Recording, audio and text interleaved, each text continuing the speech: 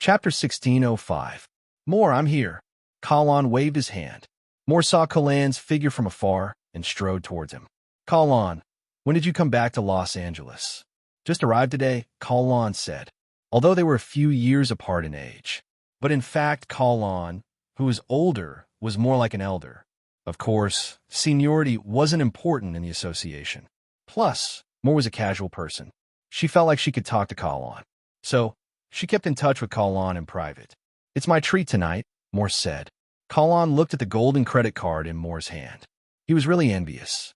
He wanted to say straightforwardly that it was his treat, but he didn't have enough money, so he couldn't ask.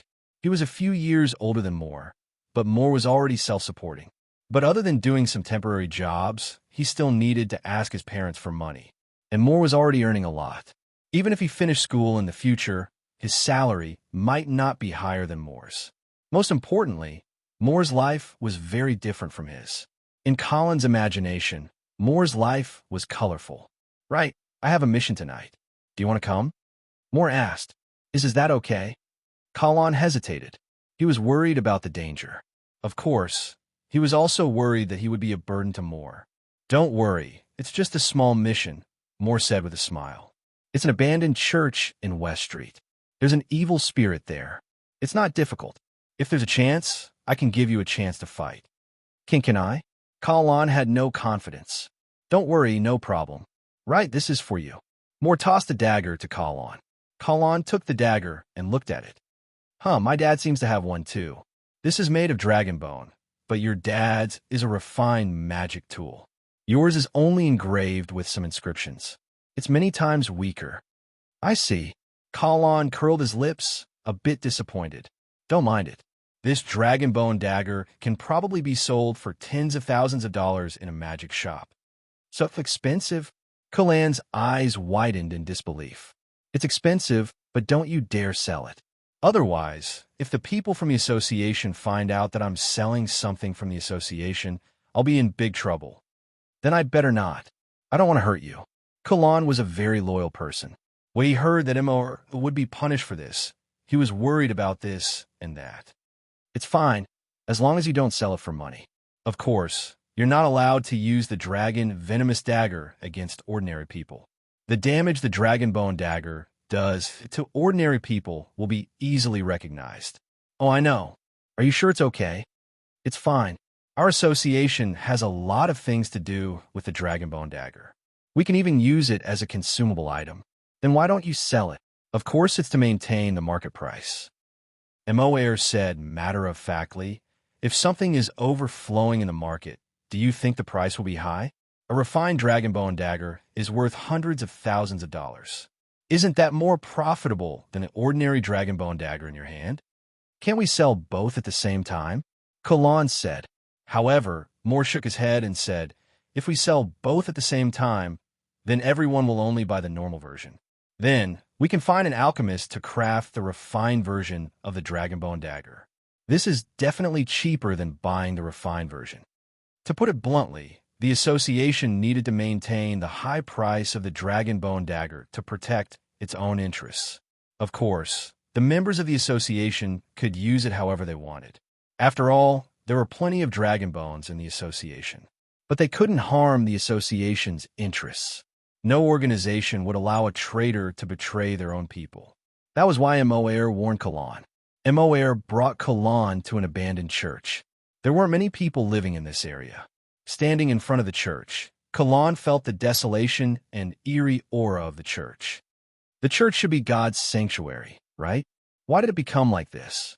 Something bad must have happened here, causing the Holy Spirits to abandon this place. No longer shrouded in holy light, it became even more impure than other places, Immerse said.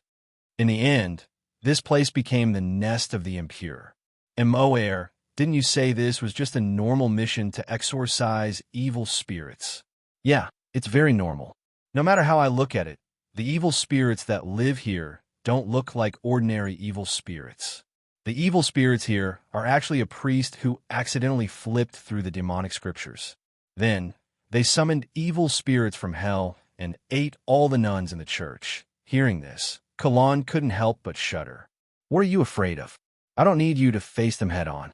Just stand beside me. As Immerse spoke, he created a clone and entered the abandoned church. After Immerse's clone entered the church, he saw all kinds of strange phenomena. Every time before these evil spirits attacked, they would use illusions to harass them.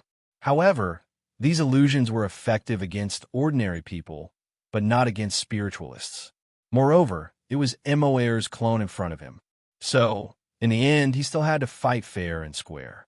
This sinister spirit priest had a ferocious face. Under his black robe were the sad faces of the nuns. They wailed in unison. When ordinary people heard this sound, they would either go crazy or break down. Immerse's clone held the dragon bone dagger and stabbed the sinister spirit priest. If it was an ordinary evil spirit, the dragon bone dagger would have shattered his soul on the spot. However, the sinister spirit priest in front of him just flew back. The soul of a nun was thrown out and dissipated. It was Immerse's first time fighting such an opponent. This sinister spirit priest used the nun's soul as a substitute. Immerse didn't have any scruples. He could free the nun's soul by doing this. After losing a nun's soul, the sinister spirit priest immediately opened his mouth. Like a black hole, he began to suck in large mouthfuls of air. The surrounding air quickly flowed into the sinister spirit priest's mouth. Immerse's clone couldn't stay in place. Immerse's clone had a thought. He didn't waste time and directly self-destructed. Boom! With a loud bang, half of the abandoned church was destroyed. The nun's soul on the sinister spirit priest's body dissipated, and his body was badly damaged. The sinister spirit priest rushed out of the house like a madman. Kalon saw the sinister spirit priest rushing over and couldn't help but feel nervous. Just one look at that terrifying evil creature was enough to make one's blood run cold. You or me? Immerse asked casually. Chapter 1606. Kellen thought for a while and gritted his teeth. I'll do it. Colin took a deep breath as he looked at the diabolic priest who was charging at him. With the dragonbone dagger in his hand, Kellen disappeared from the spot. Whoosh! The dragonbone dagger sliced through the priest's neck easily. Arg! The evil priest screamed, clutching his neck with an expression of extreme pain on his face. However, no matter how hard he tried, the severed neck could not heal. Kellen ran for a few hundred meters before stopping. He was a little excited, but also a little frightened. He had been practicing the magic book that an elite had left for him. He had learned about 70 to 80% of it. He could control his body and magic power, as well as increase his magic power. Under normal circumstances, he could easily run several times his previous distance.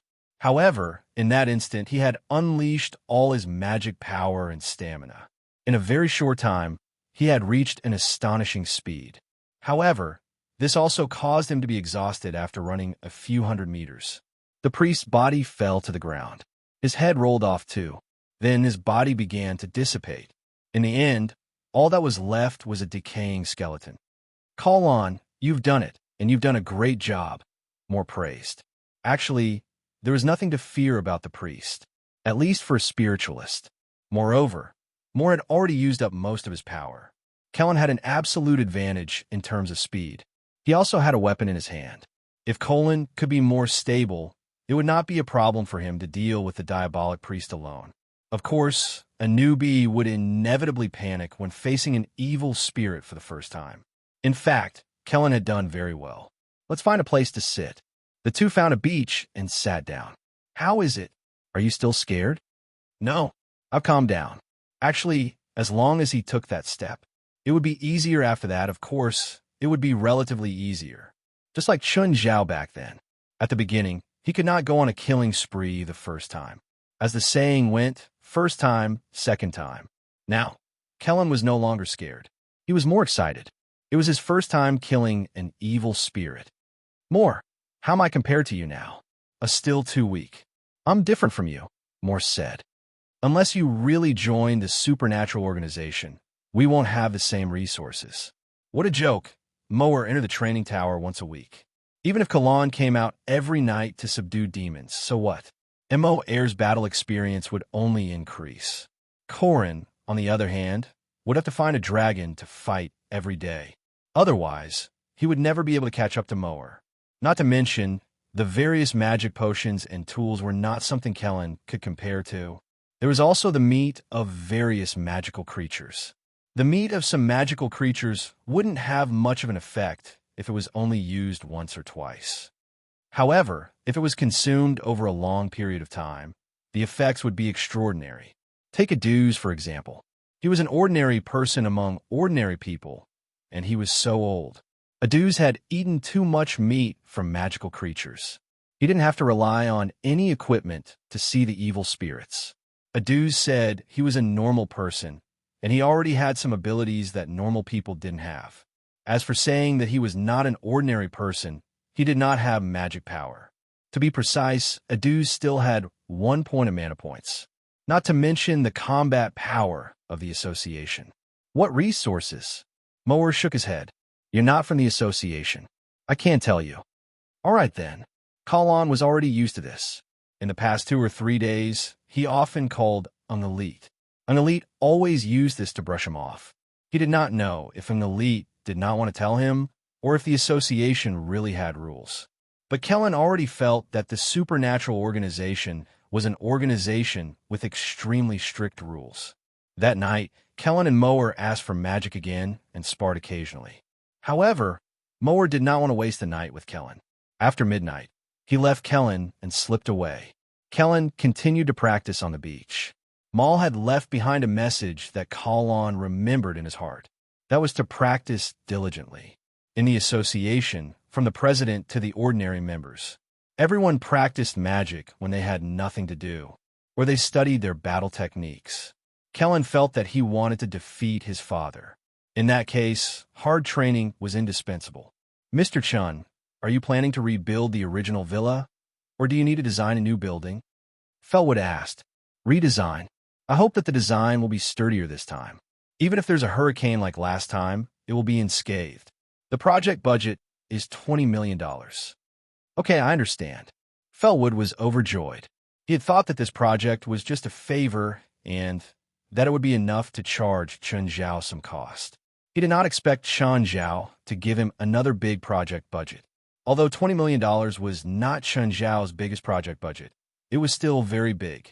But for Felwood Cisco, it was already very big. You know where Mirror Lake is. Go measure it yourself and send me the design. Okay, Mr. Chun, what style do you want? Same old, modern style, Chun Zhao said. Oh, open a semi-enclosed field in the forest. What's the specific function of the field? Felwood asked. A place for training and shooting, Chun Zhao said. Many of my friends are members of the shooting club. Okay, I'll hire an architect to design the field too, Felwood said. Okay, that's all for now. Oh, I remember. I need to widen and deepen the outer river of Mirror Lake. I ordered a yacht recently. Right now, the depth and width of the outer river are not suitable for super yachts. Also, I need a dock. I don't want it to be like the old Mirror Lake where the yacht could only stay in the middle of the lake. Yes, I understand. That's all for now, Chun Zhao said. Okay, if Mr. Chun has any other requests, you can contact me anytime. After hanging up, Chun Zhao suddenly stopped in his tracks. He turned his head and looked behind him on the sidewalk.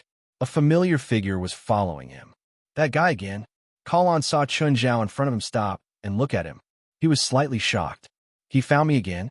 When Kellen had seen Chun Zhao just now, he had been extremely happy. He felt that he could definitely take revenge this time. Chapter 16:07. Kalon saw the man smile at him, and then turn to leave. Kalon was all too familiar with that smile. He'd seen it twice already. This was the third time. Kalon quickened his pace and chased after him. Kalon saw Chun Zhao turn into an alley. Kalon followed at once. But as soon as he turned the corner, a punch greeted him. Wah! Kalon clutched his stomach and fell to the ground. You're so despicable, Chun Zhao glanced at Kalon. Who has time to waste with you? You always come to provoke me. I'm already merciful enough not to cripple you. With that, Chun Zhao swaggered away. Kalon was filled with grief and indignation. He thought that now that he'd improved greatly, he could definitely take revenge on Chun Zhao. So, when he saw Chun Zhao again, he was overjoyed. But in the end, he'd been tricked.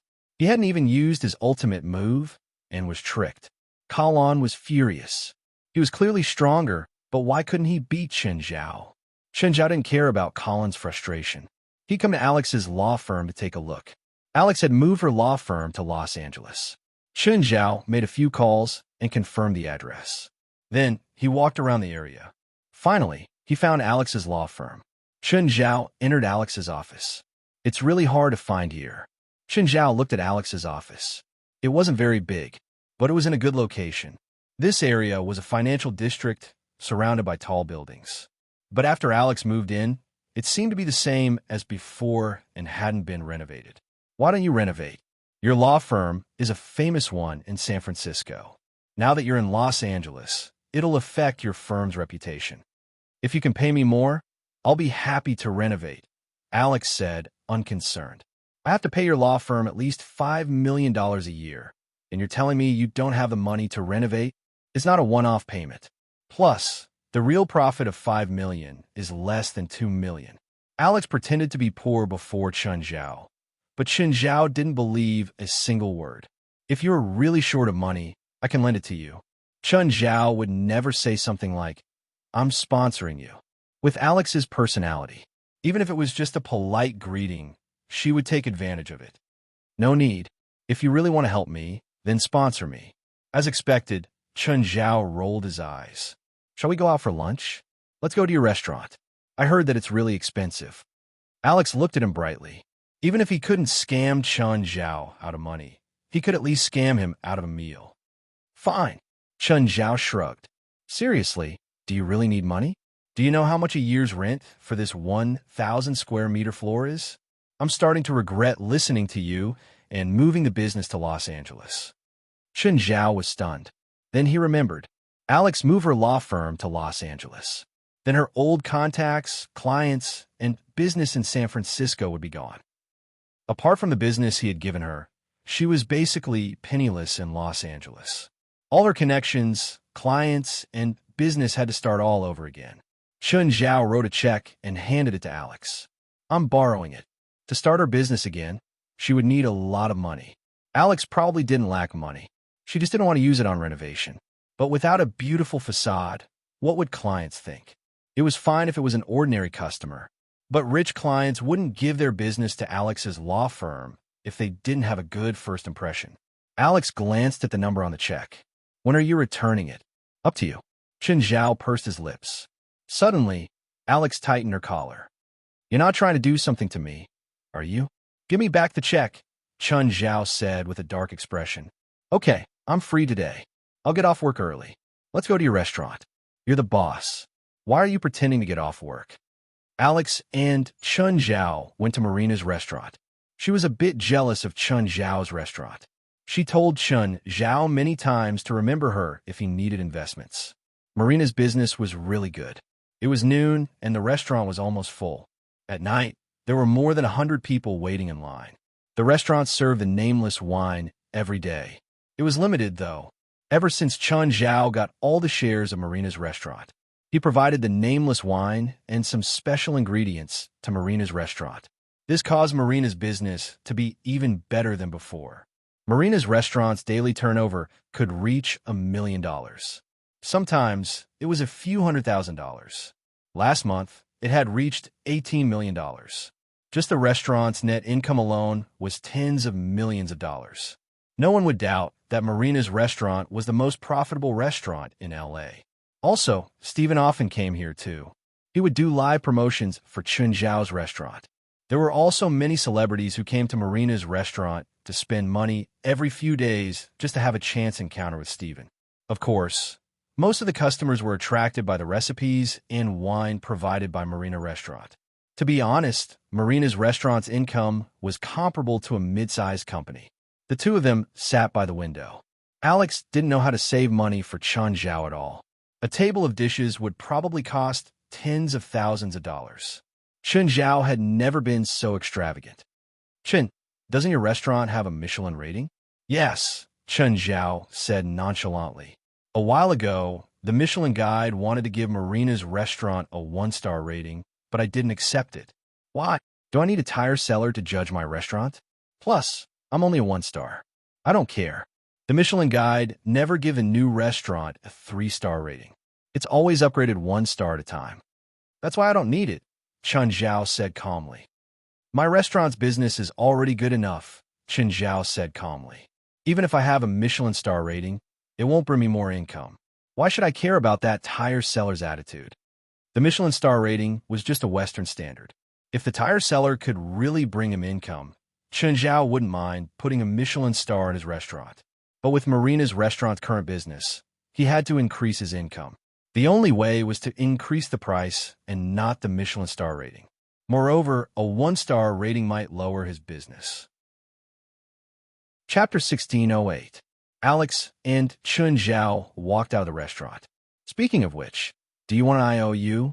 Alex glanced at Chen Zhao. If it's just a check, I have 10,000 ways to go back on my word. The money on the check is Jerlin's dowry. Can you bear take it? Shameless. Alex glared at Chen Zhao. She was Chen Zhao's and the brewery's legal advisor. She'd clearly seen the brewery's accounts and Chen Zhao's bank account details. She knew very well how much Chen Zhao earned each month. The money he'd lent her was only 1/20th of his monthly income. She knew too well how much Chen Zhao could earn. Even most of the world's top 500 might not be more profitable than Chen Zhao. Even Chen Zhao's net worth was just below the top 500. But Chen Zhao's net worth was real. Many of the world's tycoons built their wealth by piling up their stocks. When the stocks of their companies performed well in the stock market, their net worth would be high. If their stocks performed poorly in the stock market, their net worth would be low. It was common for billions of yuan to evaporate at the drop of a hat. But Chen Zhao was different. His income was like a money printing machine. Unless the dollar depreciated, Chen Zhao wouldn't lose money at all. Alex even encouraged Chen Zhao to list their beer brand so that she could earn a fortune in the stock market. But she knew that Chen Zhao wouldn't agree. For Chen Zhao, if Dashin beer went on the market, then his virtual net worth would skyrocket, perhaps by several times. But in the long run, Chen Zhao would suffer a huge loss. Why did those rich people who made a fortune in the stock market and property market like to invest in real estate? Because real estate represented stable value. Chen Zhao held absolute shares of Dashin beer. It was a super high-quality fixed asset. The people who sold it were also people who had actual benefits with Chen Zhao. If he listed it, he could indeed earn a fortune, but he would lose the stable long-term dividends. If there was a financial crisis or a stock market crash, it wouldn't affect Chen Zhao. This was the greatest value of real estate: stability. The two of them walked on the street, chatting about all sorts of things. Just then, a woman walked toward Chen Zhao. Chen Zhao paused, and so did the woman. The woman glanced at Alex beside Chen Zhao. Then, he brushed past Chen Zhao without saying anything. Chen, I have to remind you that you have a family. What are you thinking? Don't fill in the blanks yourself, okay? Chen Zhao rolled his eyes. You dare say that you have nothing to do with that woman? It's related to Jerlin and Fei Lai's previous relationship, Chen Zhao said calmly. Oh, is it your ex-girlfriend in China? Alex asked. Fei Lai told you about this? Chen Zhao was surprised. Alex had been to the Bright Moon Villa twice. The first time, he followed Chen Zhao stubbornly. The other one was little Jerlin's birthday party. No, Jerlin told me, Alex said. He really didn't expect to meet his first love here. To be honest, Chen Zhao really had nothing to do with her. If he hadn't suddenly met her on the main road today, Chen Zhao's only impression of her was probably her name. As for feelings? Bullshit feelings. Time had long since diluted those feelings. When they broke up, it felt like the world was collapsing and the world was ending. But that feeling only lasted for 2 or 3 days. Then it mostly recovered. Not just her. Even if Jerlin was revived and stood before Chen Zhao, Chen Zhao couldn't get back together with Jerlin. As your ex-girlfriend, you don't know she's in LA? We haven't contacted each other for 2 years. Why would I know? You really have nothing to do with her. You don't have the right to ask me that, right? Fei Lai's the one asking me, not you, Chen Zhao said nonchalantly. Chen Zhao said casually. Chen Zhao's casualness. Chen Zhao's casualness. Indeed, It had nothing to do with their past relationship. After all, when Chen Zhao saw the woman, he'd been surprised at the beginning. Then, his attitude and personality hadn't changed. It was enough to show that Chen Zhao had let go of her long ago. Sun Min looked back at Chen Zhao's back. She also didn't expect to meet Chen Zhao here. She'd heard that Chen Zhao had left the country, but she didn't expect him to be in LA. In 2 years, Chen Zhao seemed to have changed a lot. Just like Chen Zhao, Sun Min didn't have any feelings for him anymore. Sun Min and Chen Zhao's breakup was a bit utilitarian, but at least the two parted on good terms. Neither of them made a big fuss. Sun Min was also glad that she'd broken up with Chen Zhao. After all, her career had improved by leaps and bounds after that. Sun Min's trip to America was like a business trip. This time, she was here to visit the most luxurious place in the world, Beverly Hills.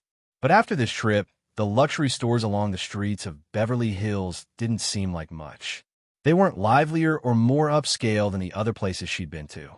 These kinds of famous brands and luxury stores could be found everywhere in the world. Sun Min was somewhat disappointed, but Sun Min hadn't been to the truly luxurious places in Beverly Hills. They were the manors that the rich lived in. The manors and villas of the rich were the places where poverty truly limited one's imagination. The current Sun Min could be considered an elite at most. She didn't even have the chance to see the real faces of those luxurious manors. For example, Chen Zhao's Minghua Villa was in Beverly Hills. Many manors were located in locations that weren't worse than Minghua Villa. 1/10 of the world's super yachts were gathered in Beverly Hills. Just thinking about this ratio, one would know how many rich people there were in Beverly Hills. Sun Min visited a few luxury stores. After buying a few things, she lost interest. The prices here weren't cheaper than other places. The customers here weren't necessarily richer than other places either. In fact, the customers who came to these luxury stores were mostly tourists from other places. Most of them were like Sun Min, tourists from other places. Sun Min's heart jumped. She took out her phone and looked through it. Since she'd met Chen Zhao, she might as well ask him out for a meal. But after a long time, she couldn't find Chen Zhao's number. Sun Min pursed her lips. She seemed to have deleted his number long ago. Oh, there was also the X group. Let's see if he's still there. She looked through the chats of her classmates, but couldn't find Chen Zhao's message. Chen Zhao's account was still in the group, but he seemed to have stopped spamming. Chapter 1609. In fact, this student group was basically abandoned. He hadn't received a single message in a few days. Sun Min even wondered if Chen Zhao still needed to use X. After all, Chen Zhao had been abroad for 2 years. Sun Min tried to send a message. Does anyone know how to contact him? After a few minutes, a private message popped up. Sun Min opened it and saw that it was Professor Li, who taught neurosurgery.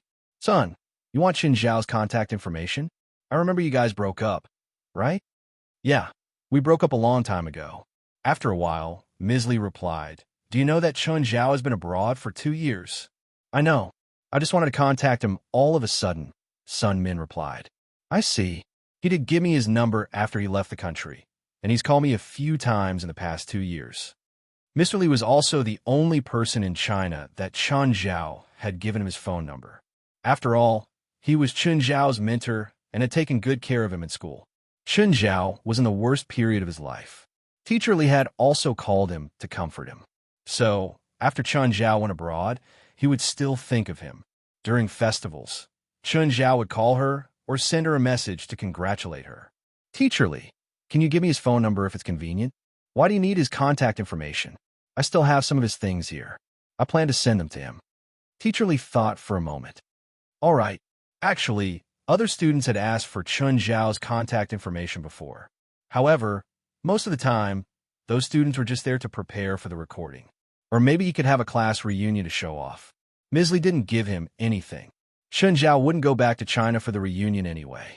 Professor Li also heard that Chen Zhao was doing well abroad. At least he was doing better than most of his students. Therefore, the students who flaunted their wealth basically had no advantage over Chen Zhao. Chen Zhao didn't say much about his situation abroad. However, Ms. Li could tell that Chen Zhao's family and career were both pretty good. I heard that his second daughter was born recently. He also had a picture of Chen Zhao's 2 daughters. Now, Sun Min wanted his number. Misley knew that Sun Min was Chun Zhao's ex-girlfriend. However, he didn't think that Sun Min and Chun Zhao would get back together. That was why he decided to give him Chun Zhao's contact number. Misley then sent Chun Zhao's overseas phone number to Sun Min. Sun Min, he's the father of 2 children now. If there's nothing important, don't disturb their lives. When Sun Min saw teacher Li's message, she couldn't help but feel amused. Even if he had to eat a pile of shit, he wouldn't go back to eat grass. What's more, what did her ex-boyfriend do? He was able to make her unable to forget him. Chun Zhao was sunbathing on the beach. In the end, after closing his eyes for a while, he found that his body was covered with sand. Zherlin held a small plastic shovel and kept shoveling sand from Chun Zhao's body. Little Larissa grabbed a handful of sand and sprinkled it on Chun Zhao. Chun Zhao did not know whether to laugh or cry. "Baby, what are you guys doing?" "Wow, sister, yi." Little Larissa immediately cried out nervously. The first words little Larissa learned were not daddy or mommy, but big sister, because little Zherlin patiently taught little Larissa to call her big sister every day. This made Chun Zhao and Fei Lai angry for a few days. Their greatest joy had been taken away by little Zherlin. Seeing that Chun Zhao had woken up, little Zherlin immediately hid the shovel behind her. Nothing. Little Zherlin had a guilty expression. She avoided Chun Zhao's gaze, and her eyes darted around. Chun Zhao laughed in anger and pushed the sand off his body. He picked up little Zherlin and little Larissa and tossed them into the water. He told them to drink some salty water. Little Larissa wiped the sand off her face. He found another fish in the water. Grabbing the struggling fish, he threw it at Chun Zhao. Bad. Chun Zhao caught the fish and tossed it back into the sea. Spiritualists like Chun Zhao basically wouldn't kill living things unless they wanted to eat or drink. This was probably respect for life. Chun Zhao wasn't the only one. Most spiritualists were like this too, unless it was a voodoo magic that required the blood of living creatures as a sacrifice. Under normal circumstances, they would try to kill as little as possible. Spiritualists believed in fate. In Buddhist terms, it was karma. Wantonly killing living things would result in karma. Chun Zhao believed it too. He didn't think that his fate was up to him. After all, he'd seen truly awesome people before. Those powerful existences believed in fate more.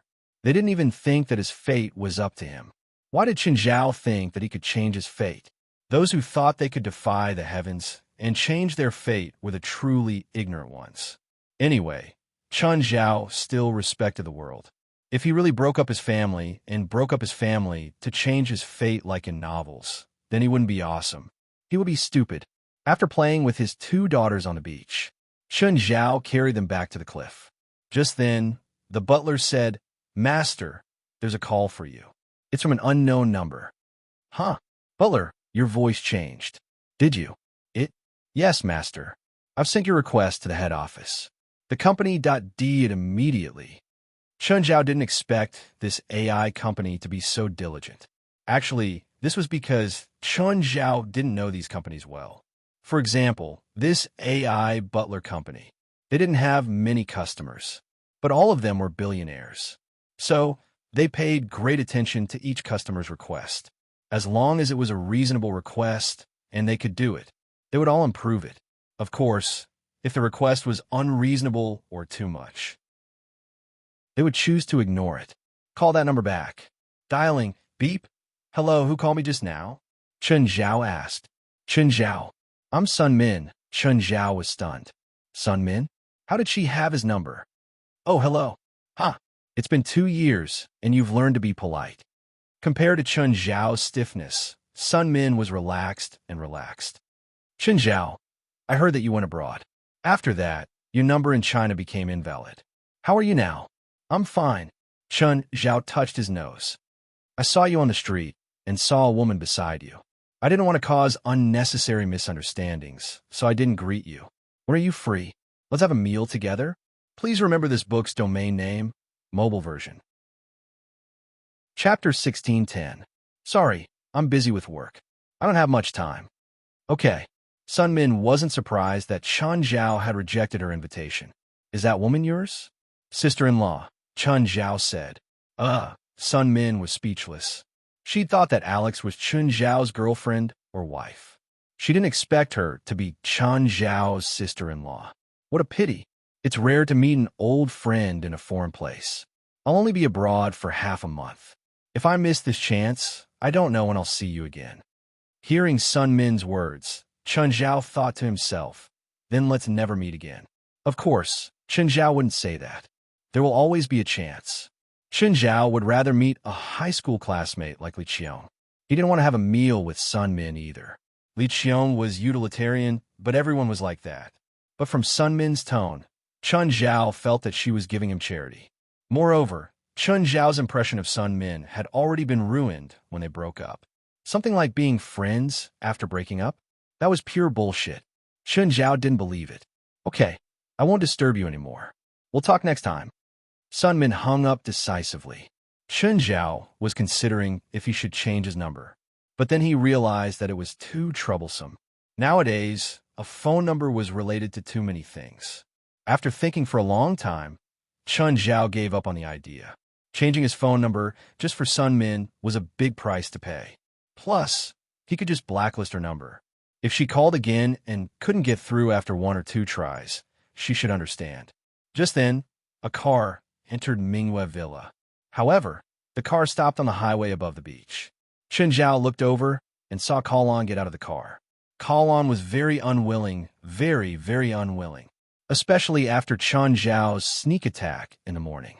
So, he went straight to Chun Zhao's house. He wanted to take revenge on Chun Zhao. Chun Zhao took the elevator down to the beach. This time, Kalon was full of vigor. He believed that he wouldn't lose this time.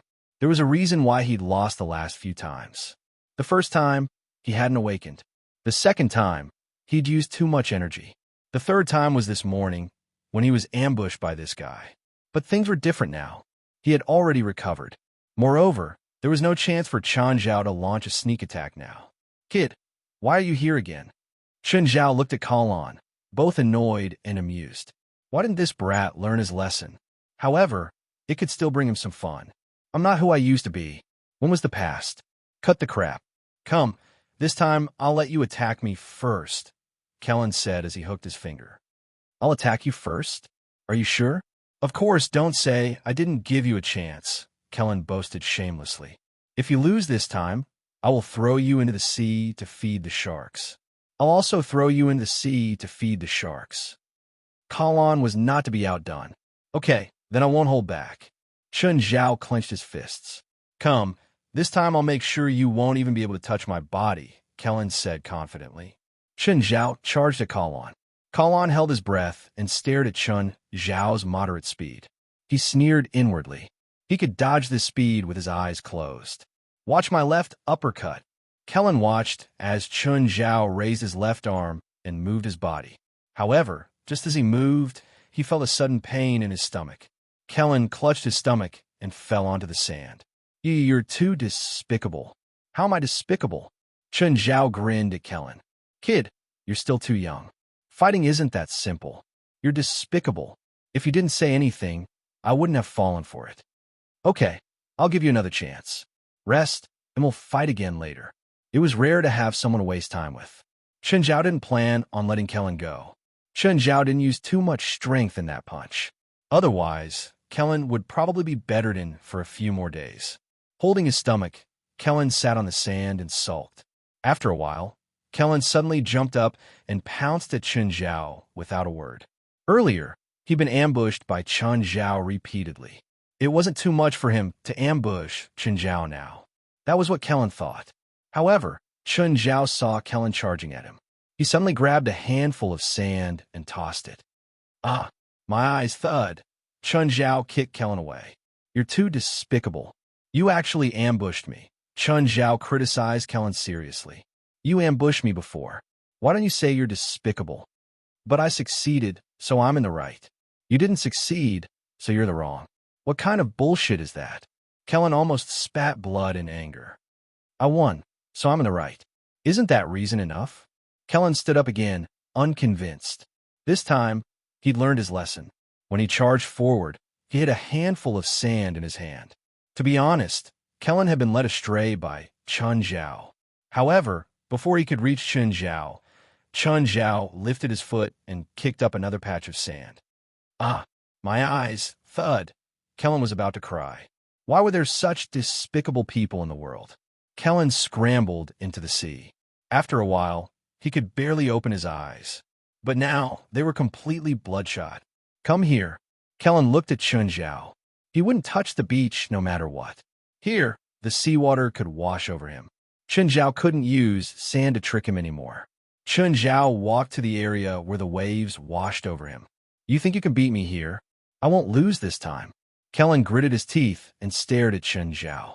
Then come. Chun Zhao crooked his finger at him. This time, Kellen didn't hide his strength anymore. His speed suddenly exploded. Chun Zhao was surprised. Spiritualist? This kid was actually a spiritualist? But this kid's magic power was really weak. Did he have 100 magic power points? Plus, he seemed to be an enhanced spiritualist that favored speed. But on this muddy beach, his speed was much slower. It would be good if he could use 60 to 70% of his original speed. Kellen charged at Chun Zhao, but Chun Zhao still didn't move. It seemed that when Chun Zhao really used his speed, Kellen couldn't react at all. Kellen thought gleefully. Kellen raised his right arm and swung it at Chun Zhao's face. But just then, Chun Zhao suddenly grabbed Kellen's right arm and threw him over his shoulder. Kellen screamed in pain and was thrown 3 to 4 meters away. With a splash, he fell into the waves. Kellen choked on seawater several times before climbing up pathetically. You? How can you keep up with my movements? Chapter 16:11. Chun Zhao smiled. Kalon looked at Chun Zhao's evil smile. You're not the only special person in this world. Kalon's heart tightened. He understood what Chun Zhao meant. You too. Cut the crap. Didn't you want to defeat me? Kalon finally didn't dare to be careless anymore. He no longer thought that Chun Zhao's earlier defeat was a coincidence or a trick. Chun Zhao had never been serious from start to finish. Come on. What are you waiting for? Do it. Kalon took a deep breath and used all his magic power. Roaring, Kalon charged at Chun Zhao. Bang! Kalon hadn't touched Chun Zhao yet. Chun Zhao's fist flew toward him. Kalon's body flew more than 10 meters in the sea. Kalon's mind was a mess. The punch had destroyed his confidence. The seawater washed Kalon back to Chun Zhao. Chun Zhao grabbed Kalon by the back of his collar and threw him on the beach. Kid, I like you. Chun Zhao's words scared Kalon. Kalon felt the muscles on his, but suddenly contract. Chun Zhao's face darkened. It's not what you think. What is it? Do you want to feed the sharks? I don't want to. Colin answered honestly. Then come here every day and spend an hour or 2 with me. Okay, Kalon answered decisively. But in his heart, he was thinking that after leaving today, he would never appear before Chun Zhao again. He would rather die than come here and embarrass himself, at least not in a short period of time. The difference between them was too obvious. Kalon wasn't an idiot. Are you thinking of never coming back after you leave this time? No, I didn't think so. It's fine. I have a way to make you come find me tomorrow, Chun Zhao said nonchalantly. Kalon's heart trembled. Chun Zhao was also a spiritualist. Chun Zhao probably had a spell that Kalon didn't know about that could control him. Yes, it's what you're thinking. I'll cast a spell on you. Only I can undo it. Kalon was scared out of his wits. Stop messing with me. You're the one who delivered yourself to me. You said that I let you off the few times you provoked me. Since you've taken the initiative, I have to show you my respect. I don't need your respect. Please don't show me any respect. Kalon wanted to cry, but no tears came out. Right, what's your name? Colin. Okay. Kalon here, put this on. Chun Zhao tossed Kalon a boxing outfit. What do you want? Colin was not having it. Aren't you here to be my sparring partner? If that's the case, how can I reject you? Chun Zhao said matter-of-factly. Put it on and practice with me for 2 hours. I don't want. What sparring partner? It was just getting beaten up. Don't want it? It doesn't matter. Since you want to spar with me, I don't mind either. Colin decisively put on his boxing suit. However, as soon as he put it on, he realized something. The boxing suit was very heavy. The cotton seemed to be wrapped in metal. The entire suit weighed at least a few dozen kilograms. Not to mention other things, just the two baffles alone weighed 20 kilograms. Why is it so heavy? Oh, there's a titanium plate inside, Chen Zhao said. In fact, compared to most metals, titanium was actually quite light. Okay, come on, stand up straight, Chen Zhao said. Colin wanted to cry. Chen Zhao tried 2 punches, both of which were extremely light. Colin didn't feel that it was too heavy. He tossed away the negative emotions in his mind and started to treat it seriously. Raise the baffles higher with both hands, Chen Zhao reminded. Whoosh, whoosh, whoosh. Chen Zhao's punches were extremely fast. Colin realized that Chen Zhao's punching speed wasn't any slower than his. No, more accurately, it was much faster than his punching speed. Are you a speed spiritualist too? Colin asked. While punching, Chen Zhao shook his head. No, I'm more inclined towards strength. How is that possible? You're so fast. After strengthening strength, I can release strength into every muscle in my body. Of course, the potential energy I can release is greater than a normal person. But I can only feel your speed, not your strength. Of course, Chen Zhao didn't use any strength at all. He was just trying to control his strength and speed. If he just punched quickly, Colin might not even be able to leave a piece of flesh intact. You want to taste my punch? Colin thought for a moment. He was already wearing such a heavy defensive suit with metal plates inside. What was there to be afraid of? Come, let me test your true strength. Chen Zhao didn't want to kill Colin.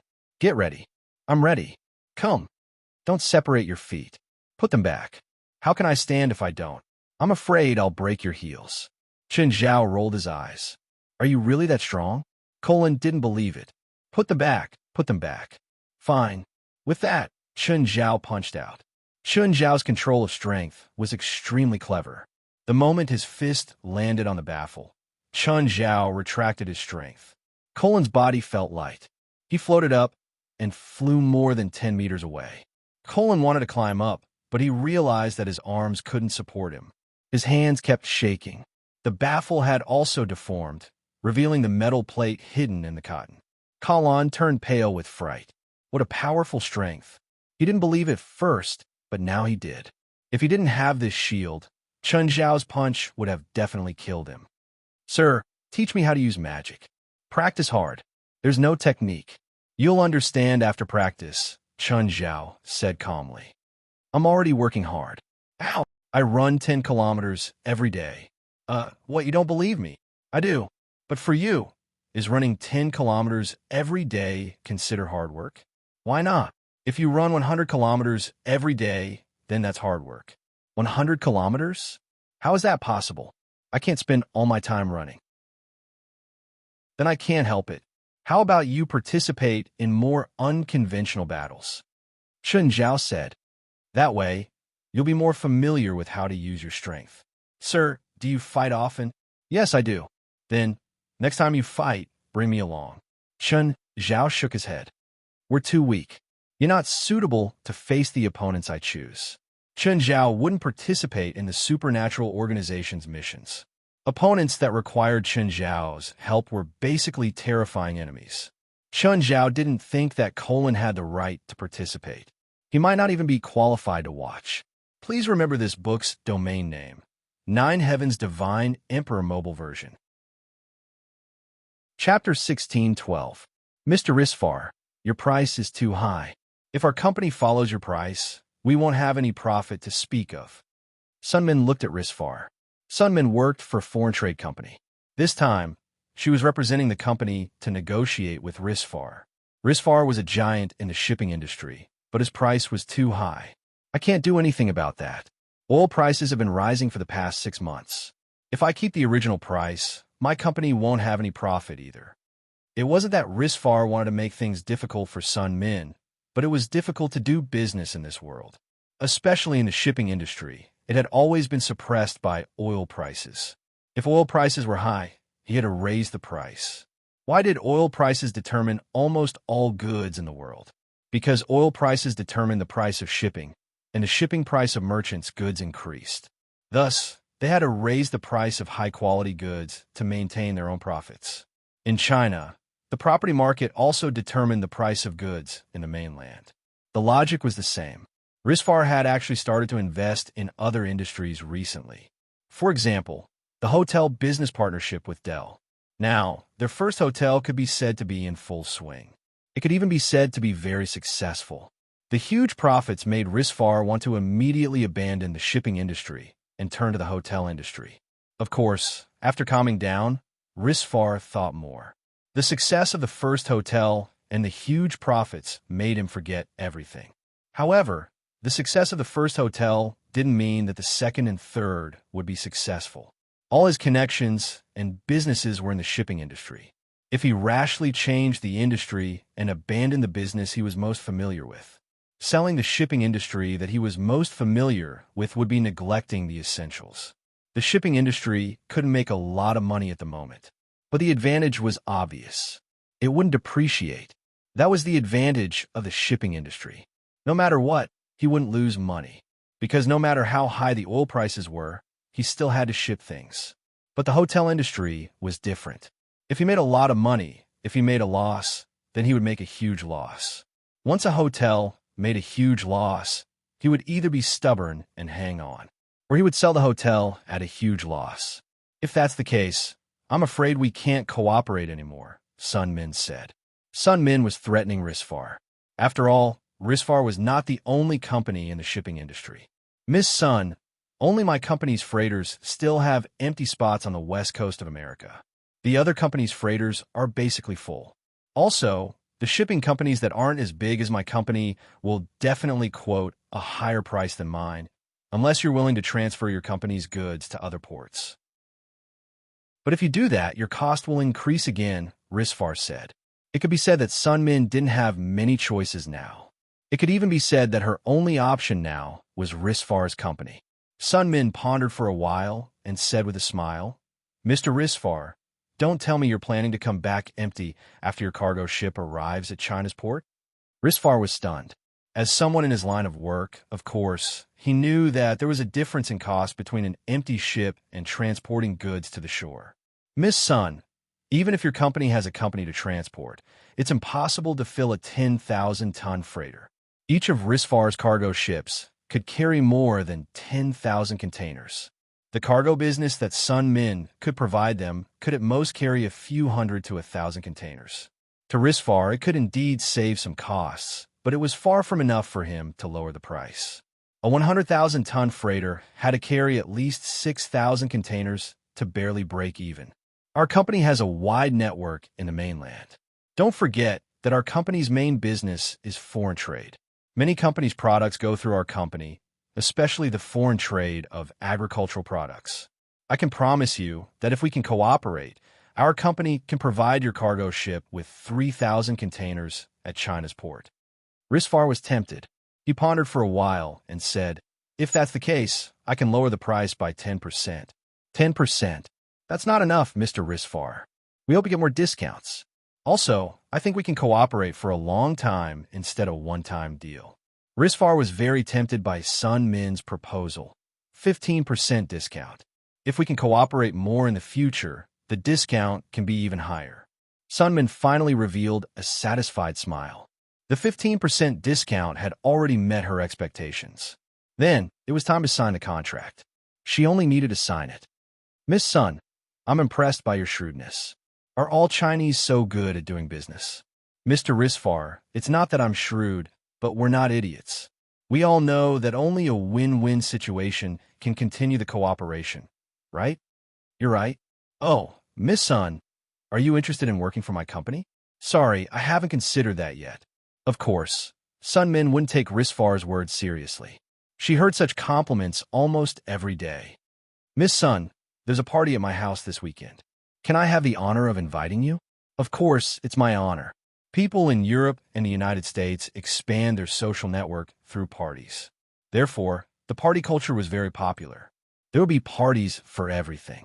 For example, Risfar had 2 or 3 parties a month. The Chinese had a drinking culture. Actually, the two were similar. "President, we've already chosen a few red missions, but we haven't made a final decision yet." "You can make the final decision," West said. "Okay, I'll go over now. Chen Zhao hung up. Recently, the association had been evaluating and choosing the Scarlet mission. Every mission wasn't easy. There were even some missions that no one knew how difficult they were. These missions were usually eliminated directly, because not knowing what the difficulty was, it meant that there would be greater difficulty and unknown risks. If they had to choose, they had to choose missions with at least some clues. Of course, everyone had heard of these missions. Or maybe it was because it was too difficult, which was why it was famous. Therefore, they had to be very careful when choosing a red mission. Everyone hoped that they could leave safely and come back safely. Chapter 16:13. Chun Zhao arrived at the conference room in the headquarters. Everyone went straight to the main topic. President, we've chosen a total of 7 missions. Sealing the Stone of Slaughter in Japan, killing the Mekong River monster, removing the Pharaoh's curse, finding the lost shaman heritage and handing it to shamanism, killing the giant in Norway, finding and killing the North Sea monster, and killing the poisonous dragon in the African barbarian cave. So far, we've chosen these 7 missions, but we haven't decided which 3 of them, Wes said. The Stone of Slaughter? Chen Zhao asked. The legendary Stone of Slaughter that seals the 9-tailed fox, Tamamonome? Yes. To be honest, the Stone of Slaughter was a rather famous legend in the East. Even as a Chinese, Chun Zhao was familiar with it. Or rather, he'd heard about it many times. That 9-tailed fox escaped? How strong is it? Are you sure we can handle it? To be honest, Chun Zhao had heard about it too many times. Therefore, Chun Zhao wasn't sure if they could really handle the legendary monster that could sink the entire island of Japan. Even with Chun Zhao, they couldn't do it, right? President, actually, Tamamonome didn't escape, but a crack appeared in the seal. The Stone of Slaughter is currently in the White Fox Stream in the Aoki Plain Forest under Mount Fuji, but because of the crack in the seal, large amounts of miasma have leaked out. The surrounding dozens of square kilometers are covered in miasma. Recently, because of the red missions, even more spiritualists have gone in and been harmed by the miasma. I heard that the crack has expanded quite a bit. If this continues, Tamamonome might really escape from the seal. Chun Zhao had heard of the famous Aoki Plain Forest under Mount Fuji. It was the most famous suicide mecca in the world. Are you sure we won't run into Tamamonome when we go there? Also, could someone tell me how strong Tamamonome is? Are you sure this mission is suitable for us?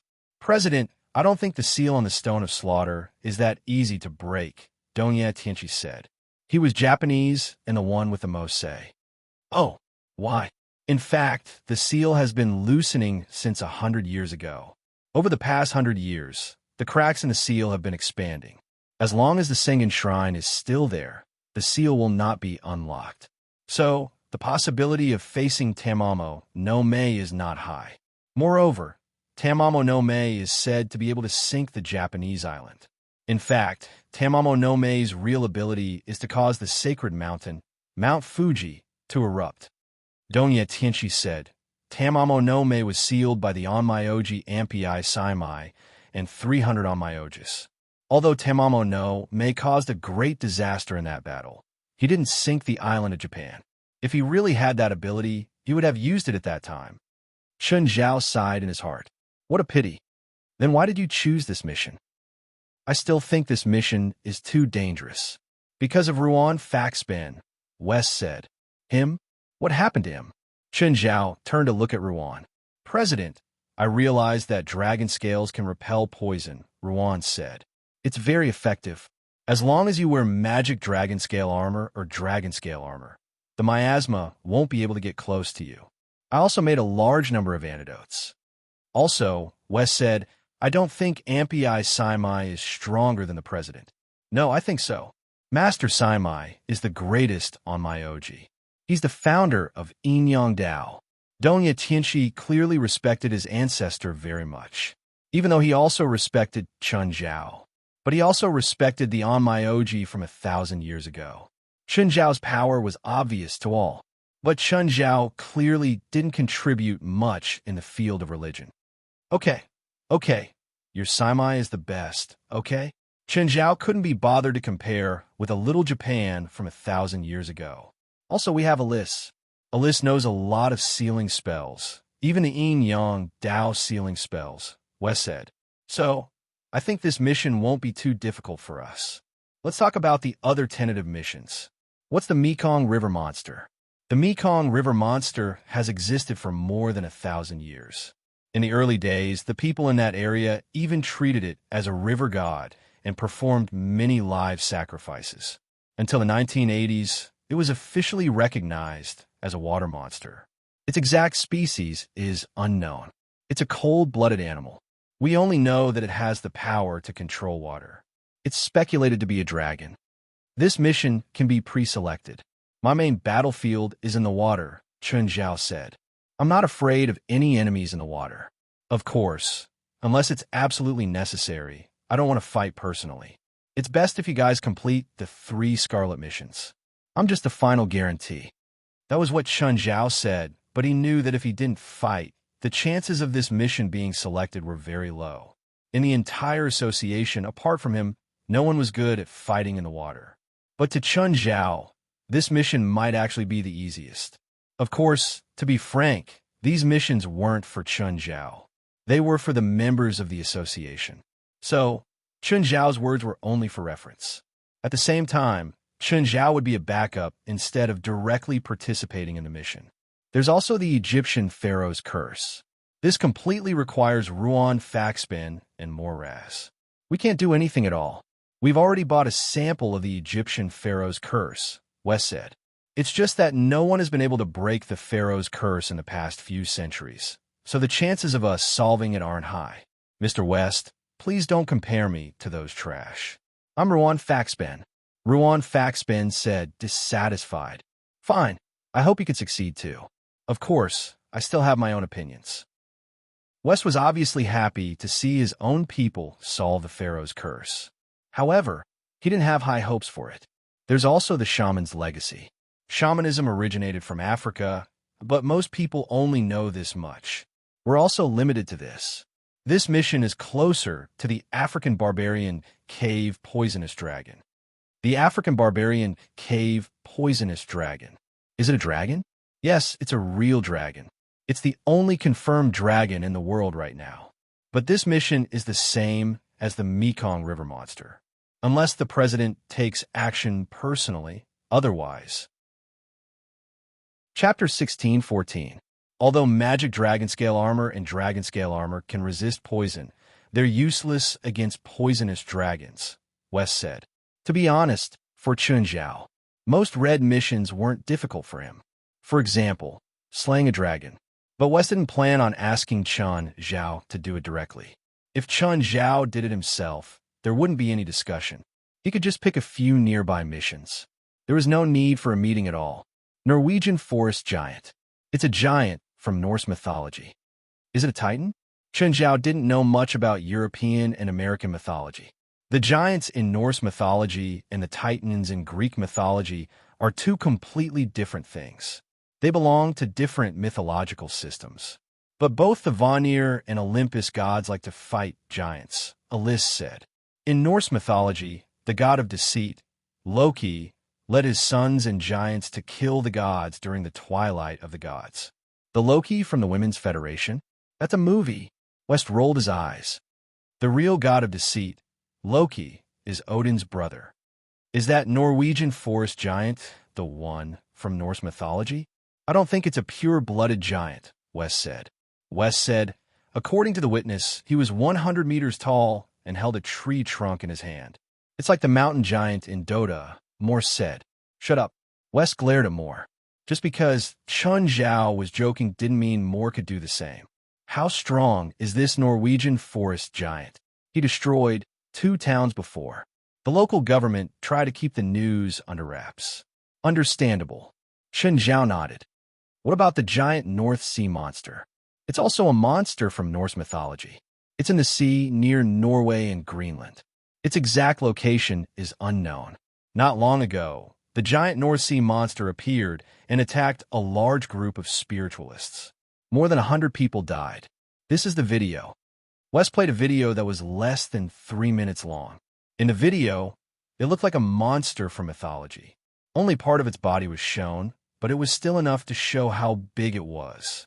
To Chun Zhao, it should be a monster like an octopus. A few tentacles reached out of the water, either wrapping around boats or slapping the sea. The tentacles were about 100 meters long, and if the part that was underwater was counted, it would probably be even longer. And, judging from the strength of the tentacles, it was absolutely terrifying. That was because one of the tentacles had wrapped around a 100-meter-long ship and forcefully twisted it out of shape. On the surface of the sea, there were also people using firearms to attack the tentacles. One of them used an RPG to attack the tentacle, but the tentacle remained unharmed. Just the tentacles alone displayed astonishing defensive power. In the end, everyone looked at Chun Zhao. Very powerful, Chun Zhao said after a while. Guild leader, what else? You can't beat them, Chun Zhao said honestly. Then, out of these 7 missions, which do you think we should choose? According to your description, the Killing Stone should be the easiest one, provided that the 9-tailed fox, Tamamo no Mei, doesn't come out of the seal, Chun Zhao said. Secondly, we need to find the lost shaman heritage and remove the pharaoh's curse. As for the rest, we need pure combat power. From what you've said, it's hard to win. Poisonous dragon, giant, water monster, and sea monster. Maybe we can try the giant, but I don't recommend trying the other 3. First, the Mekong River monster and the North Sea monster could be eliminated. The association lacked combat power in the water. Second, the poisonous dragon. That was a real comparison of power.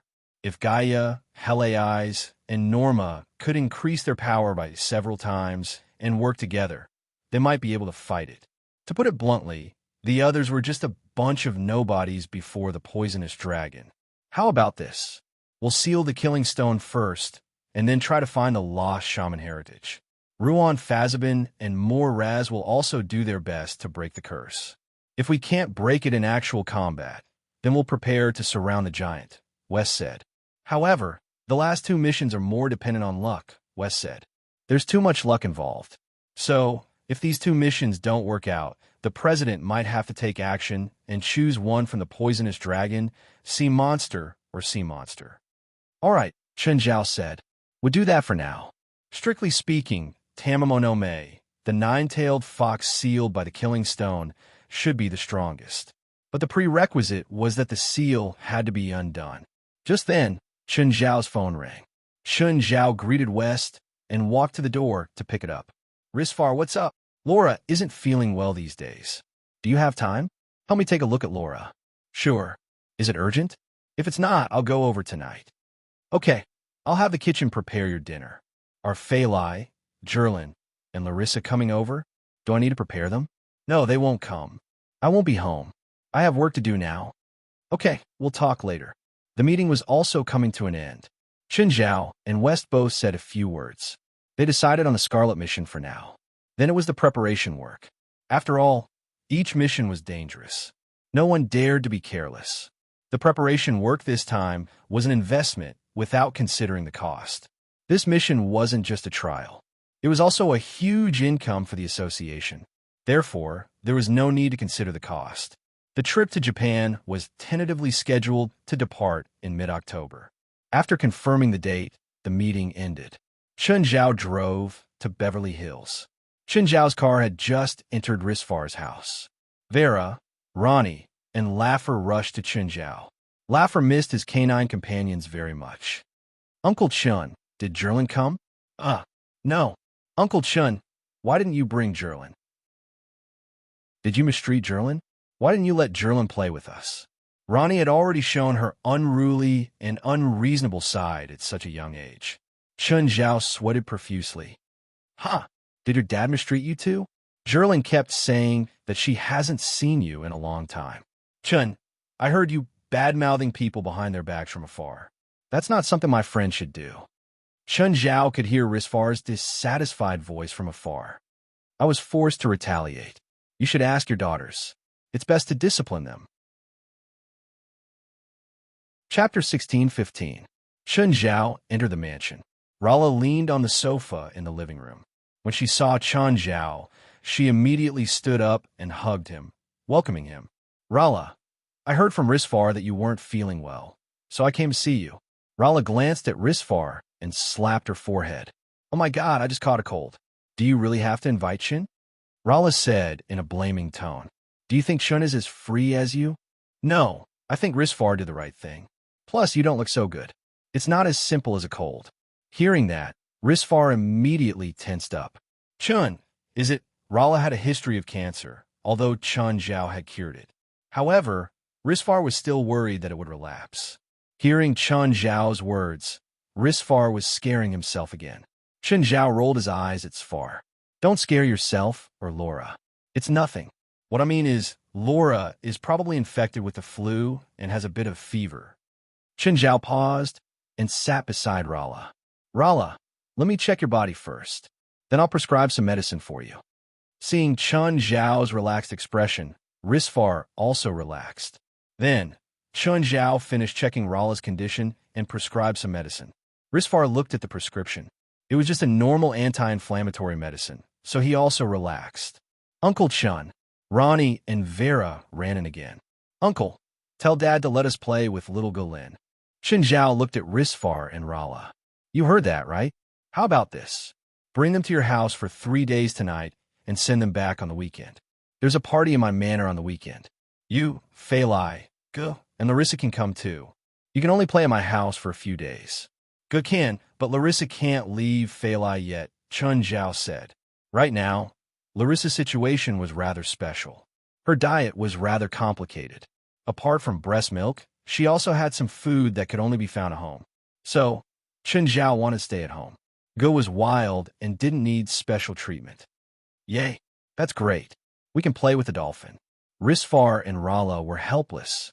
Ever since little Golin's birthday party, Ronnie and Vera kept thinking about the dolphin family. The two of them could provide for almost all the needs of their children. But this was the only aspect that they couldn't compare to the Chun family. Chun Zhao's family didn't have many things, but they had a lot of animals. Moreover, every animal was full of spirituality, although Lafayette had become smarter in the past 2 years. But compared to Chun Zhao's animals, they lacked intelligence. As they were talking, Del came in with Faith. Uncle Chun, seeing Chun Zhao, Faith suddenly said with tears in her eyes, Uncle Chun, is little Jerlin here? These little fellows were all talking about Best Actor and Best Actress levels. Tears came out of nowhere. Faith, Mom, and Dad asked us to stay at Uncle Chin's place for a few days, Laura proudly showed off to Faith. Faith threw herself at Del's chest and started crying. Wah, Dad, Ronnie and Vera are going to stay at Uncle Chin's place. They can eat with Princess and play with the dolphin family. They can ride on Black Ma and White Ma and Basin. They don't have any. Seeing Faith crying, the adults present all had awkward expressions on their faces. If you wanted to go, just say it. Why did you have to beat around the bush? Okay, you can go too. You can go too, right? Del had a headache. It's not like I'm stopping you from going. Faith's tears turned into a smile. Really? Yes, but don't cause trouble for your Uncle Chun and Annie Fei Lai. Yes, little Faith will be good, little Faith said happily. After dinner, the 3 kids prepared to follow Chun Zhao home. However, these 3 little fellows really had a lot of things. Risfar even sent a servant to help deliver the things to Chun Zhao's house. When Chun Zhao brought the 3 kids home, Chun Zhao's eyes lit up. There was an uproar in the house, including little Larissa.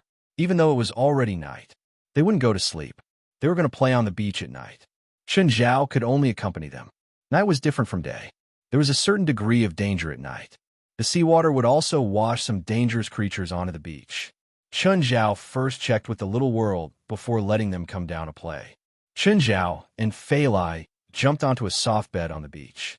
While watching the little fellows frolic, he enjoyed the tranquil and pleasant night scenery. Little Larissa had already fallen asleep. She was nestled between the 2 of them. This kind of night was unforgettable. The family pets were also playing on the beach. Only Princess was quiet and didn't move.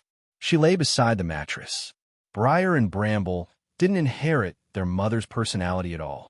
Or perhaps it was because of the environment they grew up in, they were very active like little Ge. Briar, Bramble, Simba, and Nana had grown a lot compared to last year. Little Gook could already ride them now. Moreover, they were much stronger and smarter than their peers of the same age. In American society, it wasn't rare to have any kind of pet. Felines, bears, or even cold-blooded animals weren't rare either. Of course, this was the privilege of the rich. Nevertheless, there were many cases of pets attacking people every year. But there weren't many pets like Chun Zhao, who flew in the sky, crawled on the ground, and swam in the water. There were high beams at the back of the beach to provide enough light for the kids playing on the beach. Under the control of the housekeeper system, the light was always locked on to each child. According to the settings of the housekeeper system, the safety of the children in Mingyue Villa was the highest. Once a dangerous creature approached, it would alert the housekeeper. Of course, Chun Zhao was also monitoring them at all times. He made sure that no accidents would happen. The underlings brought over some cut fruits and juice. When the kids were tired, they would drink some juice and rest before continuing to play. The kids were too excited. They really treated this night as a party before the end of the world. Chun Zhao let them be. If they were really tired or if Chun Zhao thought it was too late, he would let them sleep. If they didn't sleep, he would give them the Banshee's charm. While he was free, Chun Zhao also arranged their meals for the next 2 days. It wasn't that they were malnourished. Chun Zhao just had some micronutrients as a professional habit. Chapter 16:16. The next day, after a good night's sleep, the little devils started playing again early in the morning. Chun Zhao and Fei Lai didn't care at all. They could do whatever they wanted. The morning air was still a bit cold, but Jerlin, Faith, Ronnie, and Vera were already playing on the beach. Kalon came again and saw the many little devils on the beach. He didn't understand where so many kids had come from. Chun Zhao came down from above. "You're so proactive?" Chun Zhao was surprised. Kalon shrugged. "I don't want to make things difficult for myself." He didn't know what Chun Zhao had done to his body. However, he could feel that every time he used magic, he would feel blocked. Clearly, Chun Zhao had done something to him. "These kids are... Why do you care about them? Let's continue today. Practice boxing with me first," Chun Zhao said. With that, Chun Zhao tossed the boxing outfit to Kalon. "Try to dodge my attacks," Chun Zhao said. Following Chun Zhao's instructions, Kalon tried to dodge. But no matter how he dodged, Chun Zhao could still hit him. He didn't have an advantage in speed or experience. After trying a few times, Kalon realized that his efforts were all in vain. Chun Zhao's punches were too fast. In fact, Chun Zhao had already slowed down his punches by 10 times. Otherwise, Kalon wouldn't be able to block Chun Zhao's 100 punches per second. "Your kids want to play in the water. There are sharks there. Aren't you afraid that something will happen to them? Why do you think the sharks can appear here?" "Why?" "Because I raised them, of course." Chun Zhao rolled his eyes. "Did you forget what happened that day? Why do you think you guys were attacked by sharks so many times and not hurt at all?" Kalon recalled the experience that day. A few sharks kept attacking him and his friends. But in the end, they returned to the shore safely. Now that he thought about it, it was indeed very strange. "Sharks can be raised in captivity?" Kalon asked, confused. "I'm a spiritualist. You're a druid?" Kalon asked in surprise. "I only know animal language," Chun Zhao said calmly. At the same time, he punched and forced Kalon back. "Don't get distracted." Bang, bang. "Beast language? Can I learn it?" "Sure. Do you really want to learn?" "Of course I do," Colin replied seriously. "You need to start learning the most basic dog language." "How?" "Practice barking first." Colin's face darkened. How could he not know that Chun Zhao was making fun of him? After the sparring session, Kalon walked away, feeling sore all over. But it wasn't easy for Chun Zhao. Little Jerlin, little Fisher, Ronnie, Vera, and little Larissa. After lunch, Fei Lai asked Chun Zhao to take the children out to play, including little Larissa. Chun Zhao had no choice but to take the 5 kids out alone. To ensure that the 4 children wouldn't run off, Chun Zhao had to put leashes on each of them. It was also commonly known as a dog chain. In the past, Chun Zhao couldn't understand putting a leash on a child. Wasn't it too much to lead him like a dog? But now he understood. When taking more than one child out, a leash was almost a necessity. Chun Zhao had 4 leashes on him and little Larissa in his arms. But the 4 leashes couldn't completely keep them in check. With their active personalities, the leashes would tie knots from time to time. Moreover, the 4 of them were completely dead set on the leashes. The leashes were always in a tight state. "Dad, we're going there," little Jerlin shouted, pointing at a supermarket. "Okay, a supermarket." Chun Zhao brought the little demons into the supermarket. Even little Larissa, who was in Chun Zhao's arms, showed her feminine nature. "Dad, I want that. Uncle, I want that, and that too." Chun Zhao looked at the toy cars that the children were pointing at. The toy cars they wanted weren't ones that could be held in their hands. They could really be driven in them. They were actually miniaturized jeeps. They were 2 meters long. It seemed like a good choice to drive on the beach. Sure, Chun Zhao found a shop assistant and asked for 4 toy cars. Of course, even Chun Zhao couldn't take the toy cars and the packaging. So, he had a shop assistant send the 4 toy cars to his house. Then there were a lot of snacks. Chun Zhao wasn't afraid that they would get diarrhea from eating snacks. Anyway, Chun Zhao always had a way. Sun Min came to the supermarket today. She was actually here to inspect the supermarkets in America. She wanted to see the differences between the supermarkets in America and in China. She was a very career-driven woman. Even during the holidays, Sun Min would still care about something related to her work. After entering the supermarket, Sun Min felt that it was big, very big. There were about the same number of shop assistants and customers. Most of the time, the supermarkets in America were empty. Of course, there were shopping streets in America too. For example, Thanksgiving, Black Friday, and Cyber Monday. Every year on these 3 days, there would be stampedes in shopping malls and supermarkets. Most of the time, the supermarkets in America were empty. Just then, Sun Min saw a figure in front of her. She recognized Chun Zhao and was even more surprised by his situation. Is he a babysitter now? Sun Min couldn't be blamed for thinking so. Chun Zhao really looked like a babysitter right now. He was holding 4 children and holding another one in his arms. On the other hand, Chun Zhao's face was filled with despair. Sun Min had heard that there were babysitters in America, regardless of gender. Their main job was to take care of the children of rich families. No wonder Chun Zhao didn't want to eat with her last time. He was afraid of losing face. Sun Min hadn't planned to show off or humiliate him. However, she couldn't help but feel proud and satisfied. Now, she felt that her choice back then was correct. Sun Min thought for a moment and walked up. Chun Zhao. Sun Min went up to greet him. Chun Zhao was stunned. He didn't expect to see Sun Min here again. Sun Min, what a coincidence. We meet again. The world is so small. Or are we fated? Sun Min looked at Chun Zhao with a meaningful smile. In this world, not every coincidence can be called fate. The 4 children were still pulling on the leashes like crazy. Jerlin even climbed onto the shelves. "Looks like it's hard for you too," Sun Min said. Sun Min said, "Are all children so active? I don't dare to have children anymore. First, you need to find a man. Then you can choose whether to have children or not." Chapter 16-17. I won't disturb you anymore," Sun Min said. "I still have something to do. Bye." "Okay, bye. Seriously, when you're free, come out for dinner. It's okay. I'm busy." Sun Min glanced at the kids and nodded. "I understand. Bye. Bye." Sun Min could feel it. Chun Zhao's attitude. He planned to cut all ties with her. But that was good. Chun Zhao really didn't have time to bond with Sun Min. The 4 kids bought many toys and snacks in the supermarket. They wanted to go to the amusement park. "Okay, let's go then." But the amusement park was much more crowded than the supermarket. Chun Zhao had no choice but to ask Risfar to send a few more people over. Otherwise, he really couldn't take care of so many kids by himself. After playing for a whole day, they returned to Mingwei Villa in the evening. At night, Fei Lai planned to take the kids to the sea. Hearing Fei Lai's words, the kids were all excited. After dinner, the children jumped on the hydra.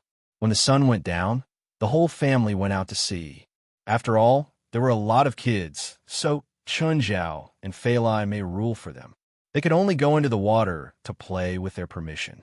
Without their permission, they definitely couldn't go into the water. If the kids didn't listen, they had to go back immediately. Although Chen Zhao had brought them out to play, safety was the most important thing. Since Chen Zhao had brought them out to play, then he had to live up to Risfar and Del's trust. 30 nautical miles after the Hydra sailed, Amon started to follow it. "Kids, come out," Phalai called. The kids ran to the deck in a hubbub. Just then, Amon leaped into the air. Amon's huge body was too shocking and impactful. His current body is even bigger than the Hydra. Wow, wow, wow. So big. What's that? Amazing, amazing. Such a big fish. That's Amon, our Amon, little Jerlin said proudly. Little Faith, Ronnie, and Vera all looked at little Jerlin with watery eyes filled with envy. "Kids, do you want to play on Amon's back?" "Can I? Is it really possible?" The children were chattering excitedly. Chen Zhao put the children onto Amon's back one by one. The 4 children jumped around on Amon's back. Phalai and little Larissa didn't go up. Little Larissa was too young to handle such a storm. After all, it was nighttime and the temperature was a little low. Under Chen Zhao's order, Amon started moving. He even made some movements on the surface of the sea. The 4 kids were shouting excitedly. After playing on Amon's back for half an hour, they finally returned to the shore. After playing on the sea for a few hours, the children were tired and fell asleep. Then it was time for Chen Zhao and Phalai. The Hydra has set a return route. Tomorrow morning, the Hydra will be back in port. In the morning, Lola and Risfar even made a video call. They wanted to talk to the children. "Mr. Chun," Felwood said, "the first draft of the Mirror Lake Villa is done. It's been sent to your email. Please take a look and see if there's anything you need to change." "Okay, I'll take a look first." Chen Zhao opened his email and looked at the first draft. The process of building a private villa and customizing a yacht were similar. They both required the client to look at the design and then start construction after they were satisfied. Of course, the villa's design was much simpler than the yacht. Chen Zhao realized that this version of the villa's design was completely different from the previous Mirror Lake villas. The main body was cylindrical and much taller than the previous villas. Moreover, the main body of the villa this time was almost all built in the lake. One had to admit that the design was indeed eye-catching. However, the villa was completely built in the water, which increased the construction difficulty. The water's permeability and corrosiveness couldn't be ignored. "Mr. Felwood, I don't object to building the villa in the water. I don't doubt your company's construction skills either, but how do you solve the extension problems?" "Mr. Chun, the biggest problem with building it completely in the water is humidity. However, installing a dehumidifier on each floor will solve this problem. At the same time, I plan to use titanium alloy as the main structure and custom-made large building glass to avoid the corrosion of the lake water," Felwood said.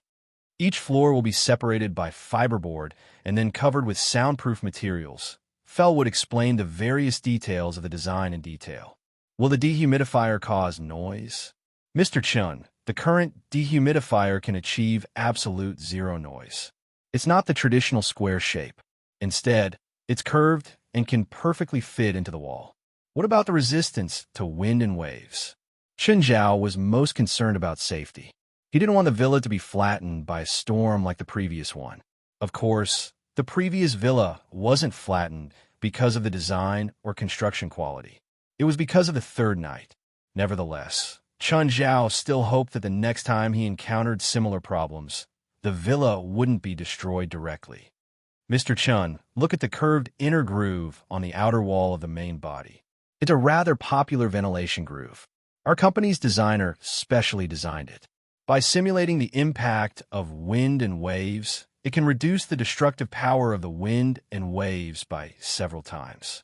Also, we'll put a 20-ton piece of complete concrete in the lowest level of the villa's basement. It'll be fixed like a ship's anchor. I can guarantee that even if there's another hurricane like last time, the new villa won't be damaged at all." Chen Zhao thought for a moment. "Make the room with the concrete in the basement into a sphere. It'll be the same size as the basement of Mingyue Villa. How do we put the sphere in? You don't have to be responsible for that. I have my own plans." Okay, I understand. When he'd built Mingyue Villa, the construction had been a bit rushed. But this time, he had more time to build the Mirror Lake Villa. Chen Zhao had thought about moving to Mirror Lake in the winter. However, he probably wouldn't be able to move in this winter. Since that was the case, he might as well let Fellwood build slowly and focus on quality. Chapter 16-18. Chun, when are you free? Come to school. Sure, I'm free today. I'll go over in the afternoon. Chun Zhao could vaguely tell from Wright's tone that she had something to talk to him about. In the afternoon, Chun Zhao left the kids with Fei Lai and went to UCLA. Chun Zhao hadn't been to school in a long time. Ever since little Larissa was born, he'd spent most of his time on her. When he arrived at the school, he saw someone familiar in the distance. Colin, why are you here? Are you also a student here? Mr. Chun, why are you here? You're not here for me, are you? Chun Zhao rolled his eyes. I'm a professor at UCLA. Why do you think I'm here? What? Colin was shocked. He didn't expect Chun Zhao to be a professor at UCLA. All right, let's not talk anymore. I still have something to do. It couldn't be said that Chun Zhao and Colin had a deep friendship. However, ever since Colin got used to being abused by Chun Zhao, he was no longer afraid. He found that he seemed to enjoy the process a little. Of course, it was mainly because Chun Zhao could teach him something, although the process might be painful. However, after every sparring session, Chun Zhao would heal him too. Chun Zhao found Wright's office. Seeing Chun Zhao, Wright pushed up her glasses and looked at him unhappily. Darling, you don't seem to want to see me. Tell me, how long has it been since you last came to school? I've been busy lately. Chun Zhao didn't even bother to find an excuse. He sat before Wright's desk and started eating an apple. Do you know how much pressure I've been under to keep your professorship? Most university professors in the United States were permanent. Of course, the premise was that he didn't resign. People like Chun Zhao might not even come to school once a month. They only had 2 or 3 classes every half year. Wright had indeed put in a lot of effort to keep Chun Zhao's title. All right, enough with the nonsense. Let's get straight to the point. This time, I called you here to ask for your help. Tell me, what is it? As long as I can do it, I will definitely do it. I want money, Wright said straightforwardly. How much? Chun Zhao hesitated. It was not that he could not afford it, nor was he unwilling to give it to Wright. But giving it to Wright was one thing, giving it to the school was another. Chun Zhao's feelings for the school couldn't compare to his personal relationship with Wright. If Wright was personally short of money or needed it urgently, Chun Zhao didn't even ask how much it was. He just wrote a check. But Wright wasn't asking for money personally. The school probably needed money for her to ask for his help. The school doesn't have a lot of funds this year, especially for the sports club. Wright said, half of the students in the school are members of the sports club, and there are more than 2,000 students who are interested in developing in sports, but the funds allocated to the sports club is only $1 million. Chun Zhao had done some sports-related things before. For example, Tigers training and competition. It was all Chun Zhao's own money. He knew very well how much it cost to train a sports student. Of course, it was impossible for the school to train every student like a professional athlete. If every student who wanted to develop in the sports circle was trained like a professional athlete, even if UCLA had a mountain of gold, it wouldn't be enough. Even so, the school had a huge number of sports students. The cost of equipment, competitions, and training was still not a small amount. For example, a basketball match at another school would cost around $1,000. If it was a city match, it would cost at least $5,000. If it was a city match, it would cost at least $5,000. There were also other sports students. How big is the gap? Chun Zhao asked. The next funding won't come until March next year. There's still half a year until then. So if you want the sports students to have enough funds, you'll need at least $1.5 million. Wright's eyes were pleading. Chun Zhao pursed his lips. What can I get out of it? What do you want? Wright wasn't an unreasonable person. When it came to sponsorships, it would be successful. If it didn't, it wouldn't affect Chun Zhao's personal feelings. If charity or sponsorships couldn't generate profits, they wouldn't last long. This was very common in Europe and America. Money didn't grow on trees. Europe and America's attitude toward charity was exactly like the Chinese saying, teach a man to fish and you feed him for a lifetime. This was also why charity funds in Europe and America were all profit-making. So, if Chun Zhao made his request, Wright wouldn't reject it as long as it was reasonable. If Chun Zhao only wanted to donate, he could donate for 1 or 2 years. But he couldn't spend $1 or $2 million every year to something that wouldn't bring him any profit. I can sponsor the UCLA Sports Club $2 million every year. However, I request that all the competitions held by UCLA every year have the Dash and Beer logo. Also, the uniforms of the UCLA Sports Club must have the Dash and Beer logo on them whenever they participate in competitions. $2 million isn't enough. At least $5 million. Wright raised the price. Do you know how many competitions our students participate in every year and how many times they participate in them? If it's more than 10,000 times, according to the price of $2 million, it's like only $200 per competition. Chun Zhao shook his head. $5 million is too high. Also, I don't think the sports club needs that much money. $4 million. I can't go any lower. How about $3 million? Chun Zhao said. This wasn't a real business negotiation. Their conversation was too personal. While they fought for their own interests, they couldn't attack each other like they would at a real negotiation. If they really wanted to negotiate, Chun Zhao wouldn't be the one doing it. Instead, the legal team would be the one doing it. $3.5 million, Wright said. I want to sign a 3-year sponsorship contract and pay it all in one go. I want to build another stadium. Fine. Chun Zhao shrugged. I'll get the lawyer to sign the contract with you tomorrow. Oh, do you have any coupons? Wright asked gloomily. Dash and Beer has been too hard to buy recently. It's sold out every time it's on shelves. She might look like an old woman in her 90s, but she was a real alcoholic. No, Dash and Beer doesn't have any promotions right now. Chun Zhao rolled his eyes. Also, do you think you're young? You're already so old, but you still drink every day. I'll check your body later. Chapter 16-19. If consumed in moderation, Dash and Beer was good for the body. But it wasn't necessarily a good thing to drink too much every day. Of course, not everyone could drink too much. Dash and Beer always had a special characteristic. It was that the alcohol content wouldn't be high when drinking it. But after a few more cans, the after effects would come. Most of the time, they would be drunk and unable to wake up. I'm also a medical student, Wright said. I don't need you to tell me that drinking is bad for the body. But under Chun Zhao's tough attitude, he wouldn't sponsor him. If Wright didn't examine him, he wouldn't sponsor him. Wright was infuriated by Chun Zhao's threats. Kalon just walked out of the classroom. He had just finished a public lecture. 2 people walked toward him. One was a voluptuous, sexy woman. The other one was a tall and sturdy man. Kalon didn't think much at first. However, the 2 of them continued to walk towards him. Mr. Kalon, can we talk? The sexy woman asked with a sweet smile. It was easy to like a woman like her. Kalon was stunned. He looked at the 2 in confusion. Do we know each other? Just then, the sexy woman took out her phone and played a video. Mr. Kalon, is that you? Kalon took the phone and looked at the video. The incident in the video had happened the night before yesterday. Kalon was walking on the street when a girl ran to pick something up on the road. Coincidentally, a truck rushed over. At the same time, Colin activated his speed and saved the girl from the shadow of death.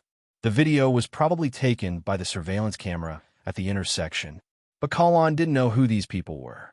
How did they get the camera? I'm Ceylon. He's my partner, Tank, the sexy woman said. The sexy woman said, we work for the government.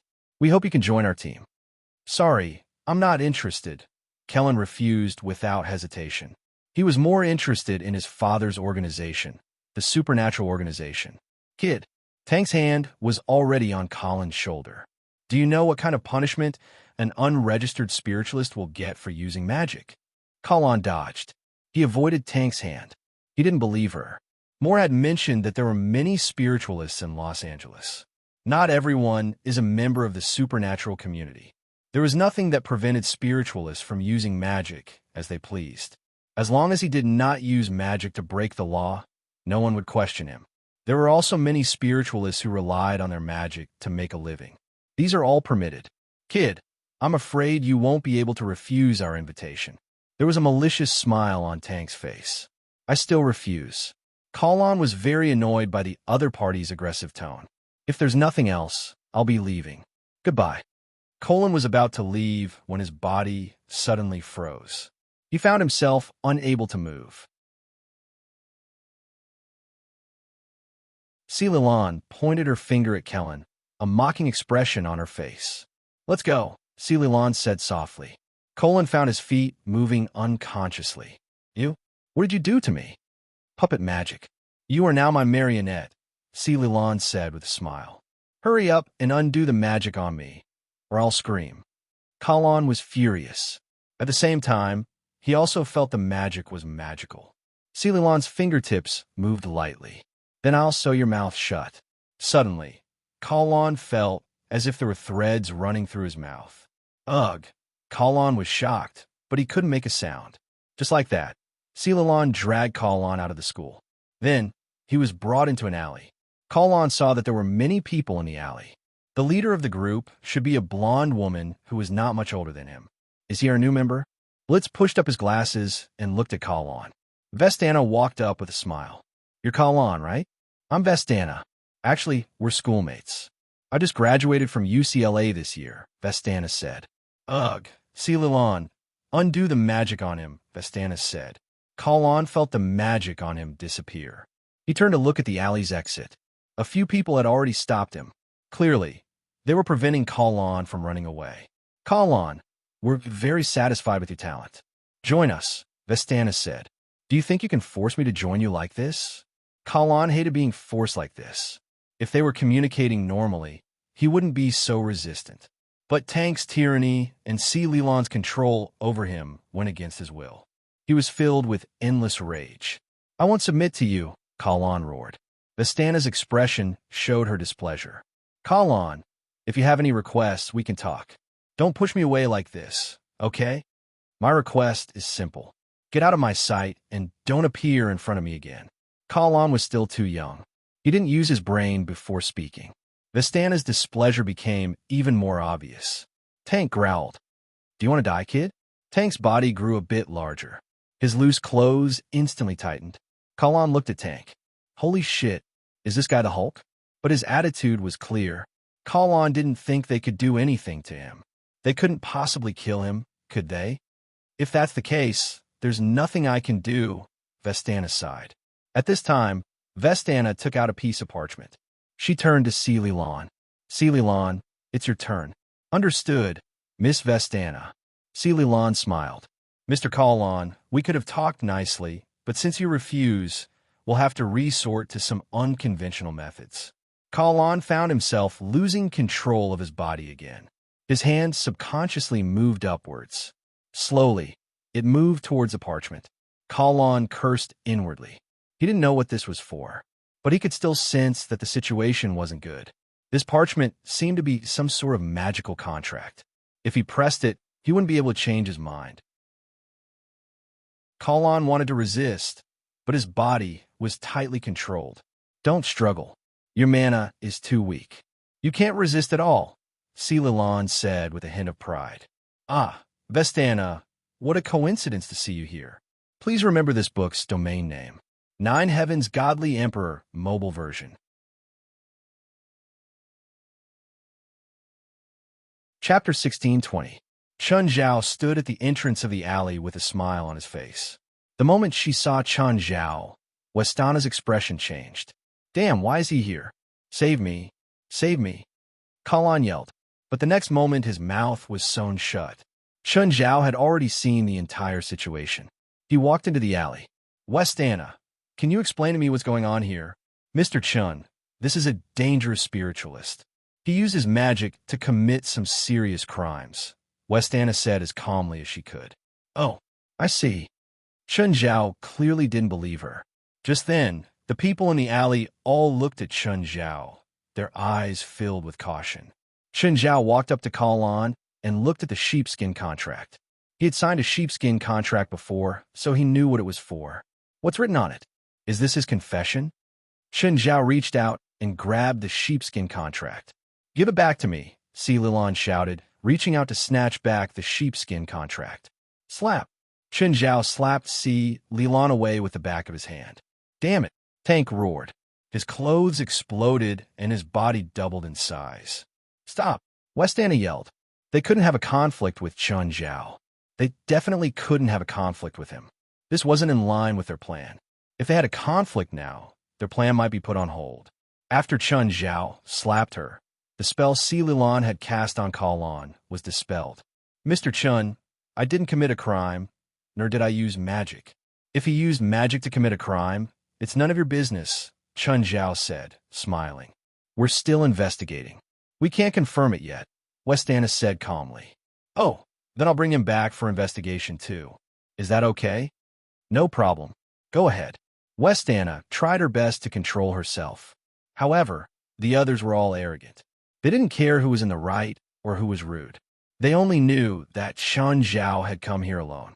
Then he'd snatched their people away. This wasn't something they could tolerate. They did not have Vistana's sense of the bigger picture and patience. Especially Tank. He was impulsive and easily angered. And the angrier he was, the more powerful he was. Moreover, once he exceeded the critical point, he would lose most of his rationality. Tank roared, You want to leave? Leave him here. Chen Zhao pulled Kalon behind him and looked back at Tank. Bang! No one saw how Chen Zhao did it.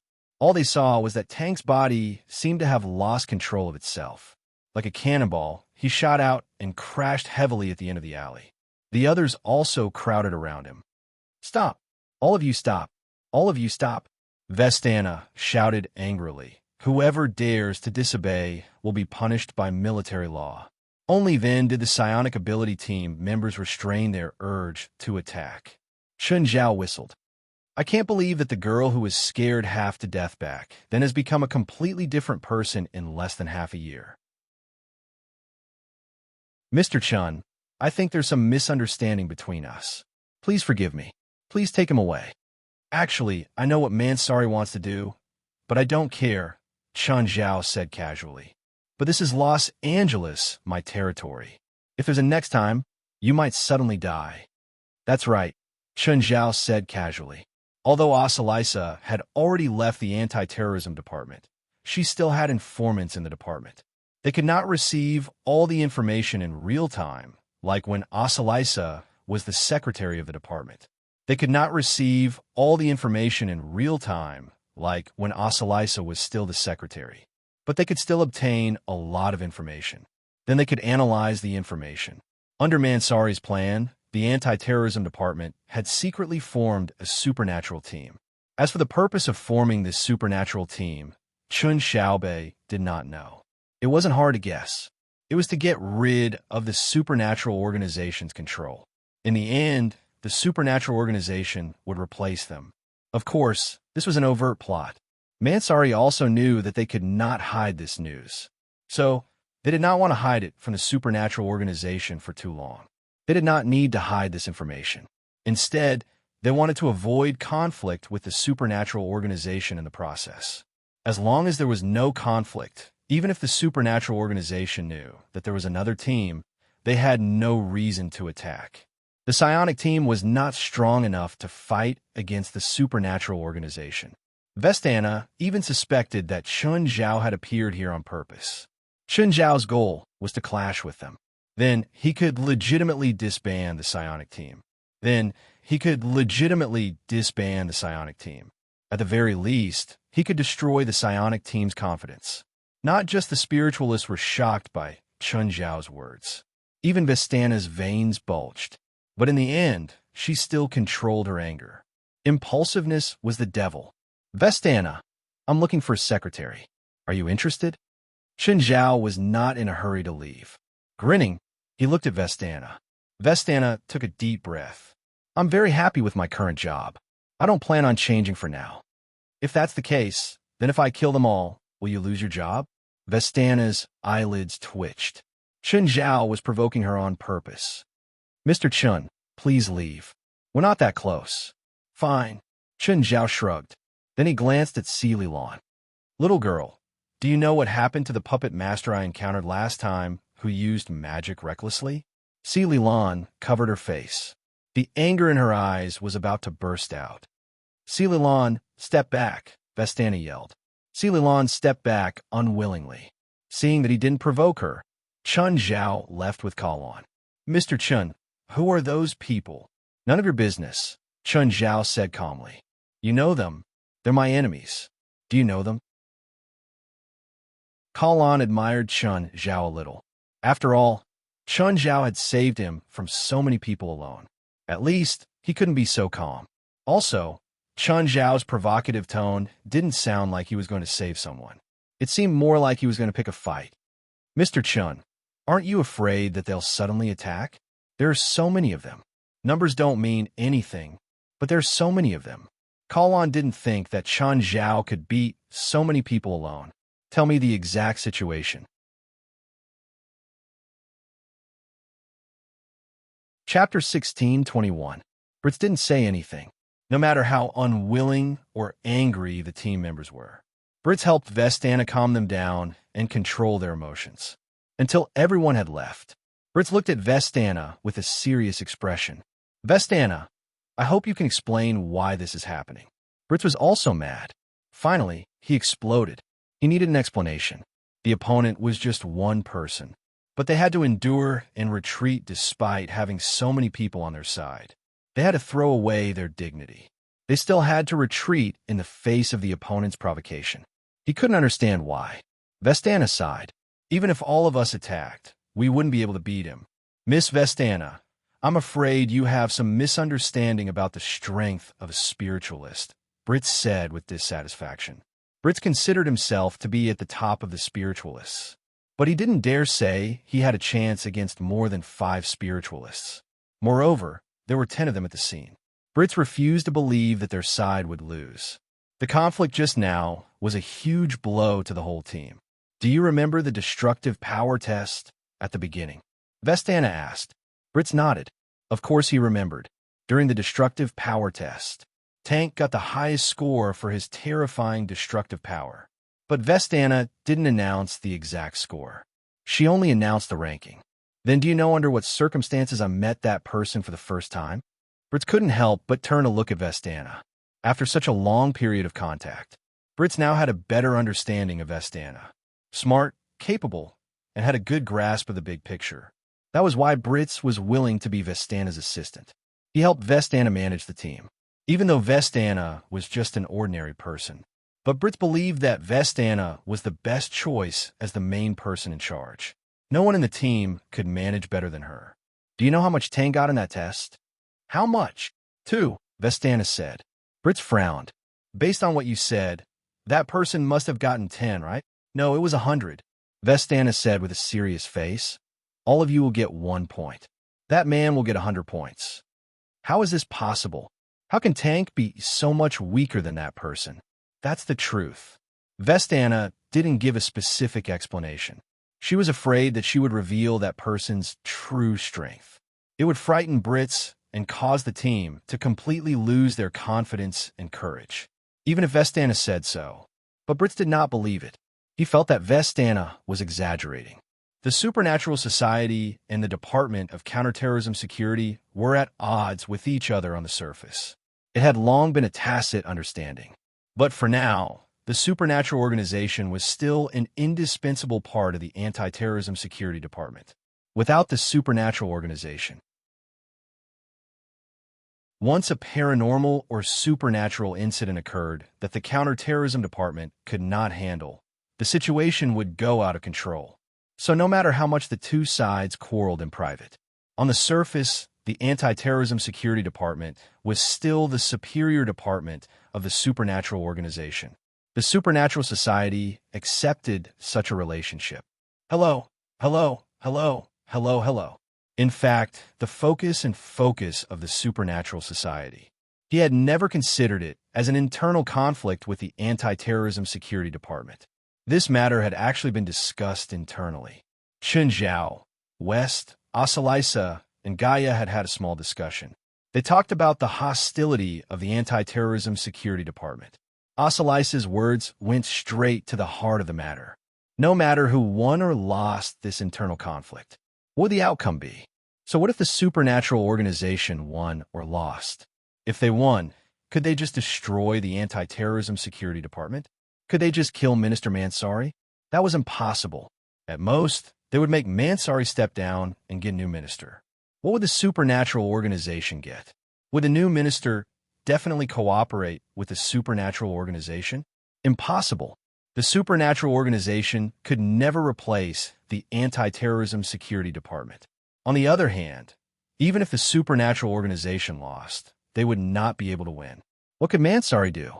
Could they send American soldiers to kill them all?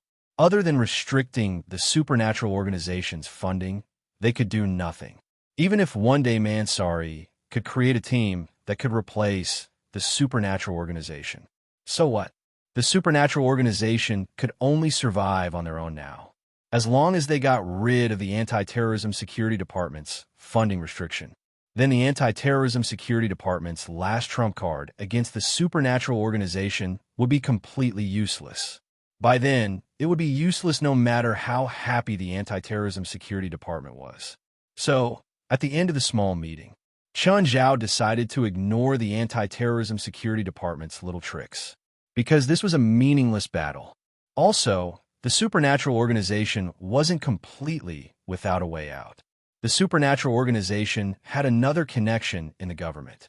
That was Leong, the former minister of the anti-terrorism security department who had hated the supernatural organization to the bone. But just like that, success was all because of Xiao He. Failure was also because of Xiao He. Back then, Leong had been bullied so badly by the supernatural organization. But at the last moment, he made a comeback. In the pagoda-bearing Snow Mountain incident, Leong used this achievement. Not only did he get out of the anti-terrorism security department unscathed, but he was also promoted. After that, Leong and the supernatural organization seemed to have completely separated on the surface. It seemed like they had nothing to do with each other anymore. But Leong knew very well that the supernatural organization could be a knife in his hand, just like the pagoda-bearing Snow Mountain incident. After letting go of his prejudice, Leong contacted the supernatural organization of his own accord and expressed his attitude. To Leong, to the supernatural organization. The two of them had a relationship that would benefit both parties if they worked together and harm both parties if they were separated. Leong knew very well, too. They had no reason to be enemies now. The grudges of the past were not worth mentioning at this moment. Plus, Leong knew better, even if he was promoted now. But if he used his power to make things difficult for the supernatural organization, he would really piss them off. They might really throw a curse at his house. Although the supernatural organization didn't really care about the anti-terrorism security department, some conflicts were still unavoidable. For example, this time, Chen Zhao couldn't just ignore what was happening. Right before his eyes. Chun Zhao couldn't just ignore what was happening before him. Plus, the other party had indeed gone overboard this time. If this was in a movie, it would definitely be something that the villain would do.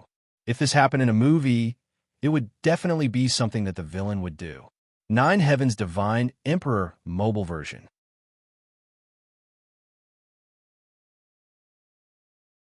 Chapter 16:22. If they cause trouble for you again, call me. Chun Zhao reminded Kalon. But that was all he could do. He wasn't Kalon's bodyguard. He couldn't keep an eye on Kalon all day. Of course, he also believed that the anti-terrorism department wouldn't touch Kalon again.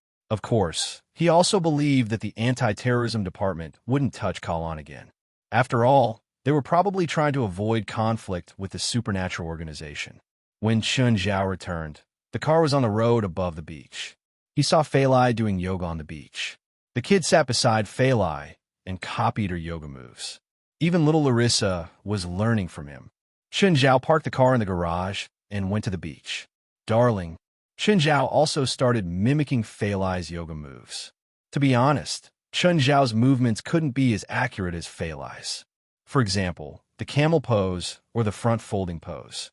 Unless Chun Zhao broke his bones, he wouldn't be able to do it at all. For one, Chun Zhao's bone structure was already set. Plus, Chun Zhao's muscles created a lot of resistance. Of course, Chun Zhao wasn't the soft type in the first place. Dad, you're so stupid. You have to bend your waist lower. Zhurlin said with disdain. Look like Zhurlin. Chun Zhao stood up with a dark expression. I'll go see if dinner's ready. Chun Zhao wasn't worried that they would do some super difficult movements. Fei Lai guided them from the side. Some movements were dangerous for kids. They might even affect their bone development. But as long as they didn't do those movements, it would be very beneficial for their development. After a set of yoga movements, Fei Lai took the kids swimming in the sea. First, little Larissa was exhausted after swimming for less than 100 meters. A little dolphin went up and put little Larissa on its back. Faith was next, followed by Ronnie and Vera. Last was little Zhurlin. Zhurlin's body was too good. Among kids her age, she was invincible. Of course, no matter how good she wasn't as good as Fei Lai. When everyone went ashore, little Larissa had already fallen asleep on the dolphin's back. Chun Zhao tossed a towel to Fei Lai.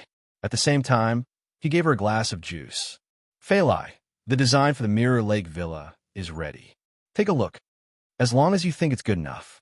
I don't know architecture, Fei Lai said indifferently. Right, Risfar and Laura are having a party at their place tomorrow. Are you going? No, thanks. Fei Lai had been working out nonstop recently. She didn't even touch alcohol. If he went to a party, he would inevitably drink some alcohol.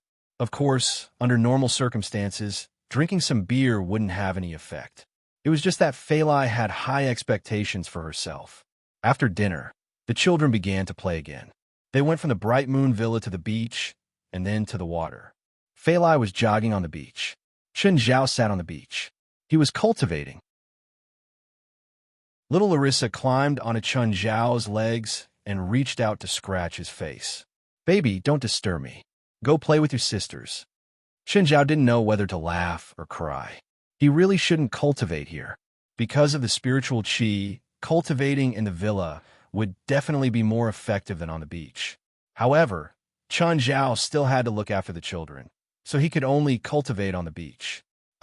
Little Larissa stood on Chun Zhao's legs, but her short hands could only touch Chun Zhao's chest. Fei Lai stopped beside Chun Zhao and wiped the sweat from her forehead. Chun, I spent more time with little Larissa than you. Why is she closer to you? Fei Lai's tone was filled with intense jealousy. It's probably because of the aura, Chun Zhao said, chuckling. Aura. Everyone's aura is different. It's like radio waves from a radio station. Little Larissa can receive my radio waves. What about me? What's my aura like? Fei Lai also wanted little Larissa to feel her aura. Chun Zhao smiled bitterly at Fei Lai.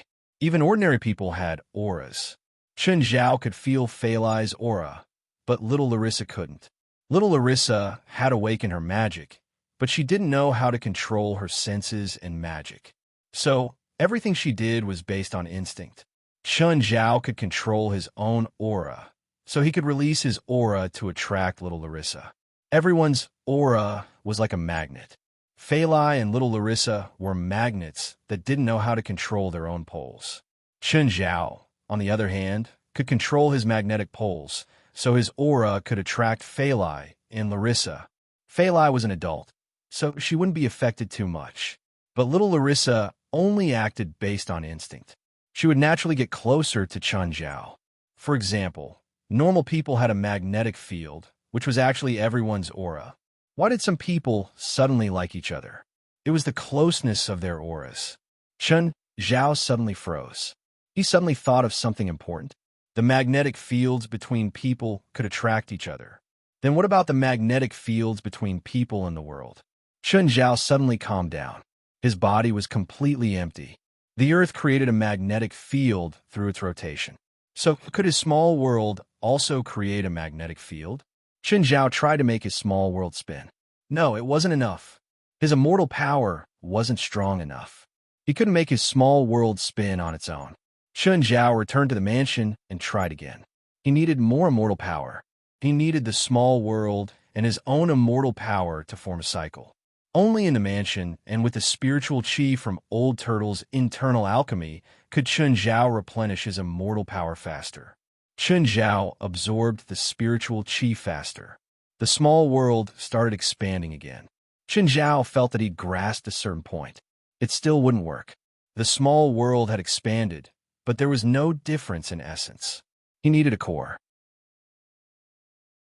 The rotation and cycle had to be completed through this core. By the way, what if there was a sphere similar to the Earth in his body? If he followed this train of thought, would it be an internal alchemy? Chun Zhao never lacked courage when it came to trying. Huge amounts of immortal power started circulating rapidly. Every cell in his body was activated. What was an internal alchemy? It was actually a pure gathering of energy. The immortal power started gathering, compressing, gathering, and compressing again. Gradually, a rice-sized sphere formed in Chun Zhao's dantian. Did I succeed? When Chun Zhao relaxed, the sphere instantly collapsed. Fuck, I failed.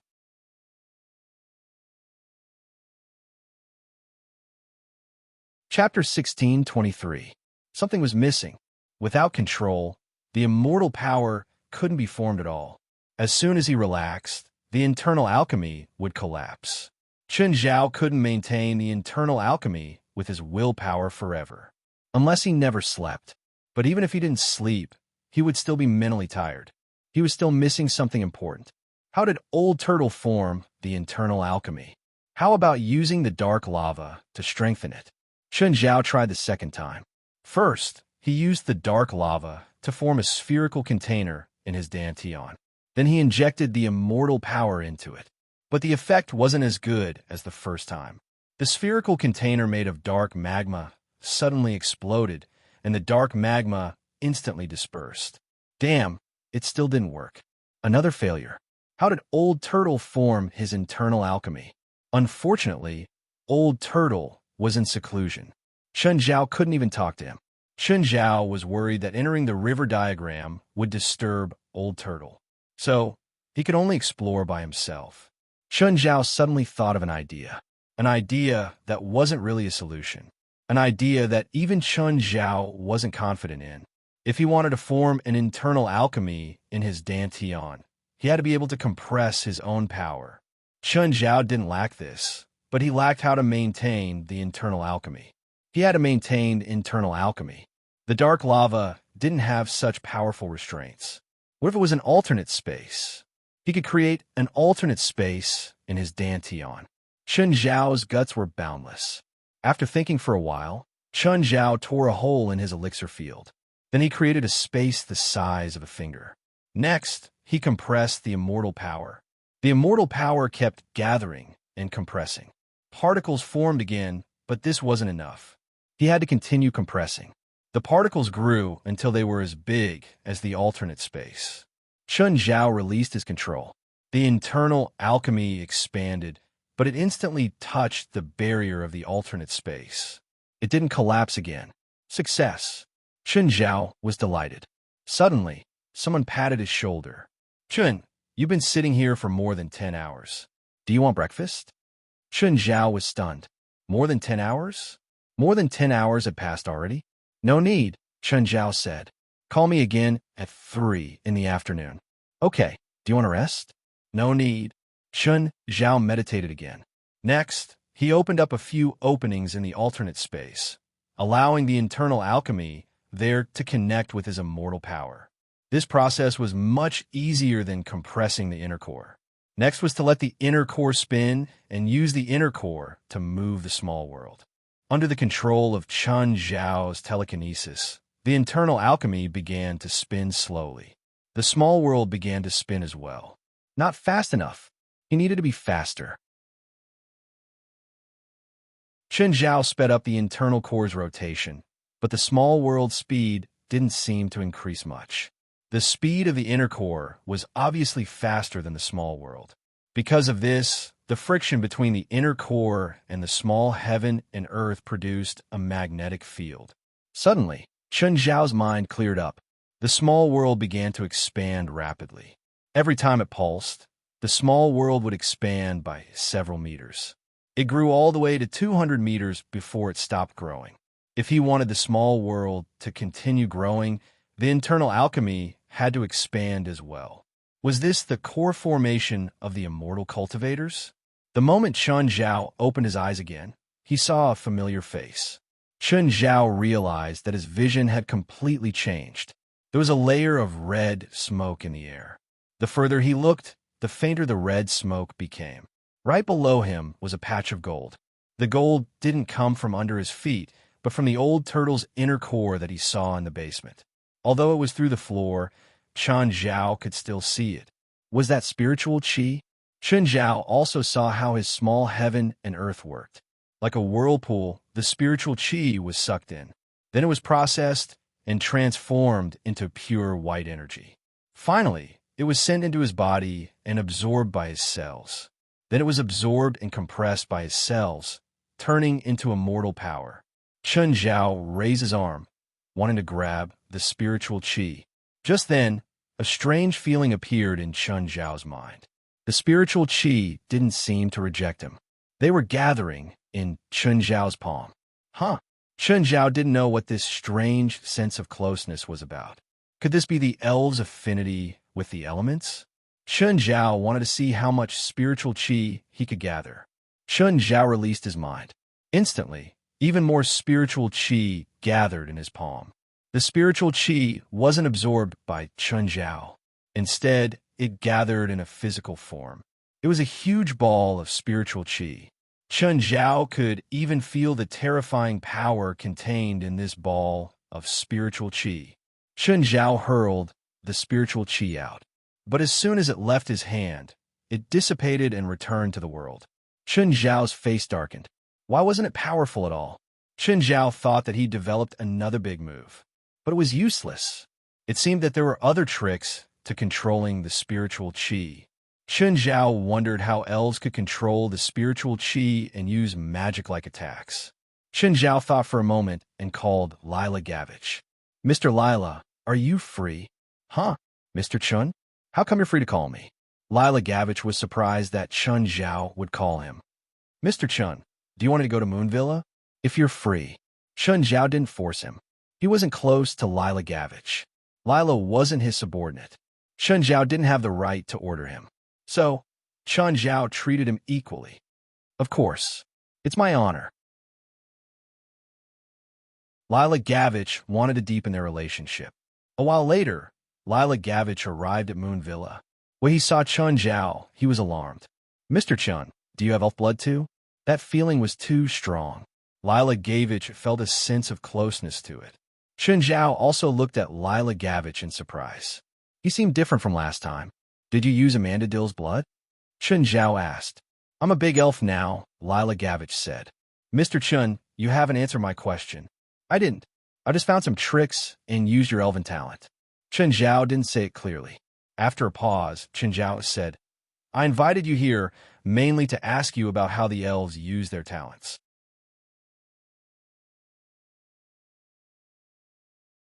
Chapter 1624. Lila Gavich was surprised. The elves' talent could be used as a reference? Who could explain this? Of course, this wasn't important. Chun Zhao had his own methods. What he used had nothing to do with him. Lila Gavich was more concerned about how he could benefit from Chun Zhao. Of course, Lila Gavich wouldn't tell him directly what he could benefit from. Chun Zhao could say that, but he couldn't. Mr. Chun, it's not hard to control the elements, but every elf has their own element. It's not something that can be learned in a short time. You have to comprehend it first. Only by knowing your element can you use the power of the elements. How do I comprehend it? It's a complicated process. I'll give you another portion of our mended deer's flesh later, Chun Zhao said. Lila Gavich chuckled. Mr. Chun, I'm not lying. It's indeed complicated, but after thousands of years, we've come up with a way to comprehend it. I don't have it with me now. I'll send a copy to your email when I get back. Okay. Chun Zhao nodded. You can go to the Supernatural Organization's headquarters and ask for a portion of our mended deer's flesh. Just tell them I said it. Chun Zhao wasn't afraid that Lila Gavich would go back on his word. He didn't dare to do that either. Even if he ran away, his people wouldn't be able to. Lila Gavich left as quickly as he came. He didn't think about bargaining with Chun Zhao. All he wanted was Arminda Deer's flesh and blood. And it was for his people too. He'd already used it once. There was no point in using it again. The method that the elf had come up with wasn't a secret among the elves. Even if he didn't work with Chun Zhao could get it from other channels. Or he could work with Mesco. That wasn't something he wanted to see either. So, Lila Gavik agreed without hesitation. In less than 2 hours, Chun Zhao received the document. Elven Talent, Enlightenment. Chun Zhao opened it. The introduction was rather detailed. At the beginning, it explained the elves' talents. Next was the development and use of the talents. Chun Zhao realized that the elven talent, Enlightenment, was very helpful to him. There were many elements in the air. The elements could be divided into 6 main attributes: water, earth, fire, wind, light, and darkness. They were different from spiritualists. Spiritualists didn't care about elemental attributes. They only cared about magical attributes.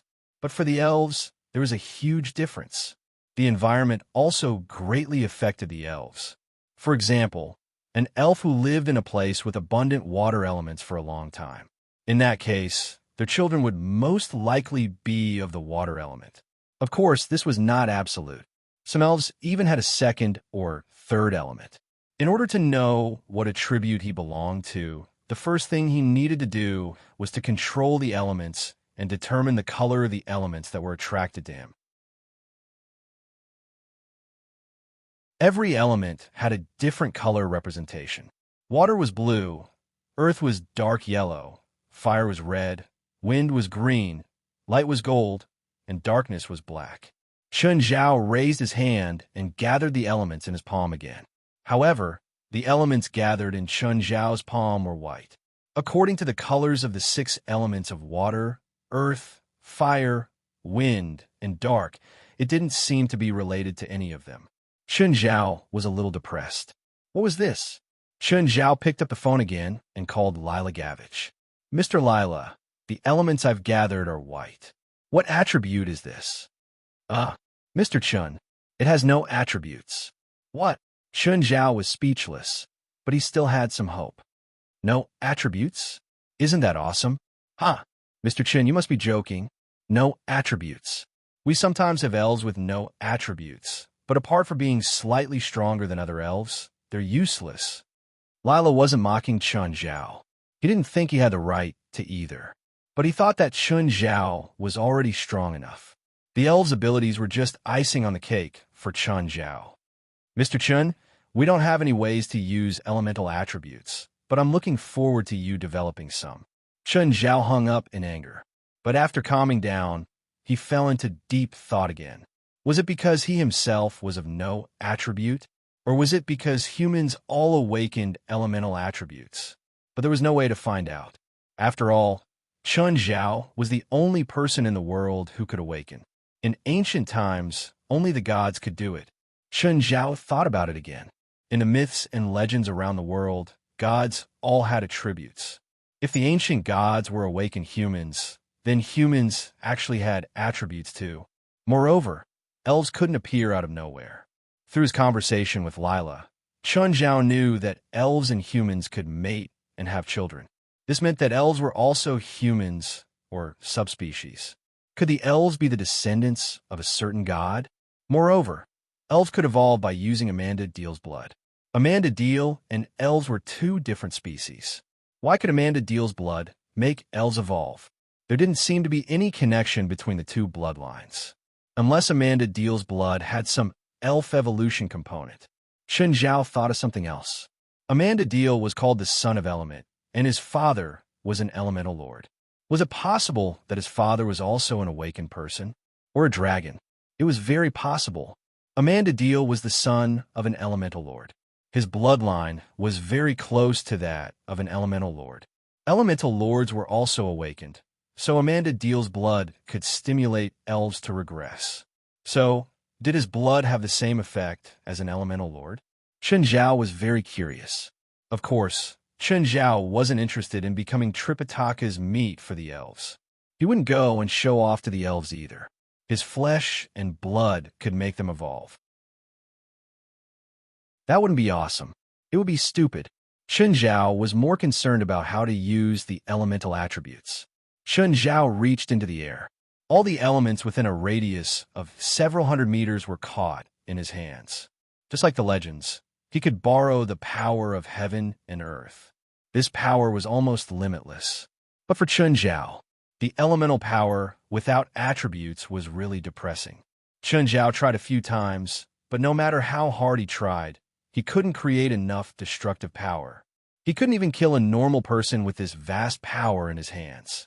You're tuning into the Romance Rendezvous YouTube channel. We're so grateful for your support, and don't forget to subscribe to join us on this incredible journey through captivating stories. Your generosity through donations truly makes a world of difference, as it's the primary source of revenue that allows me to expand and enhance this channel for you. Thank you from the bottom of my heart for being a part of this adventure.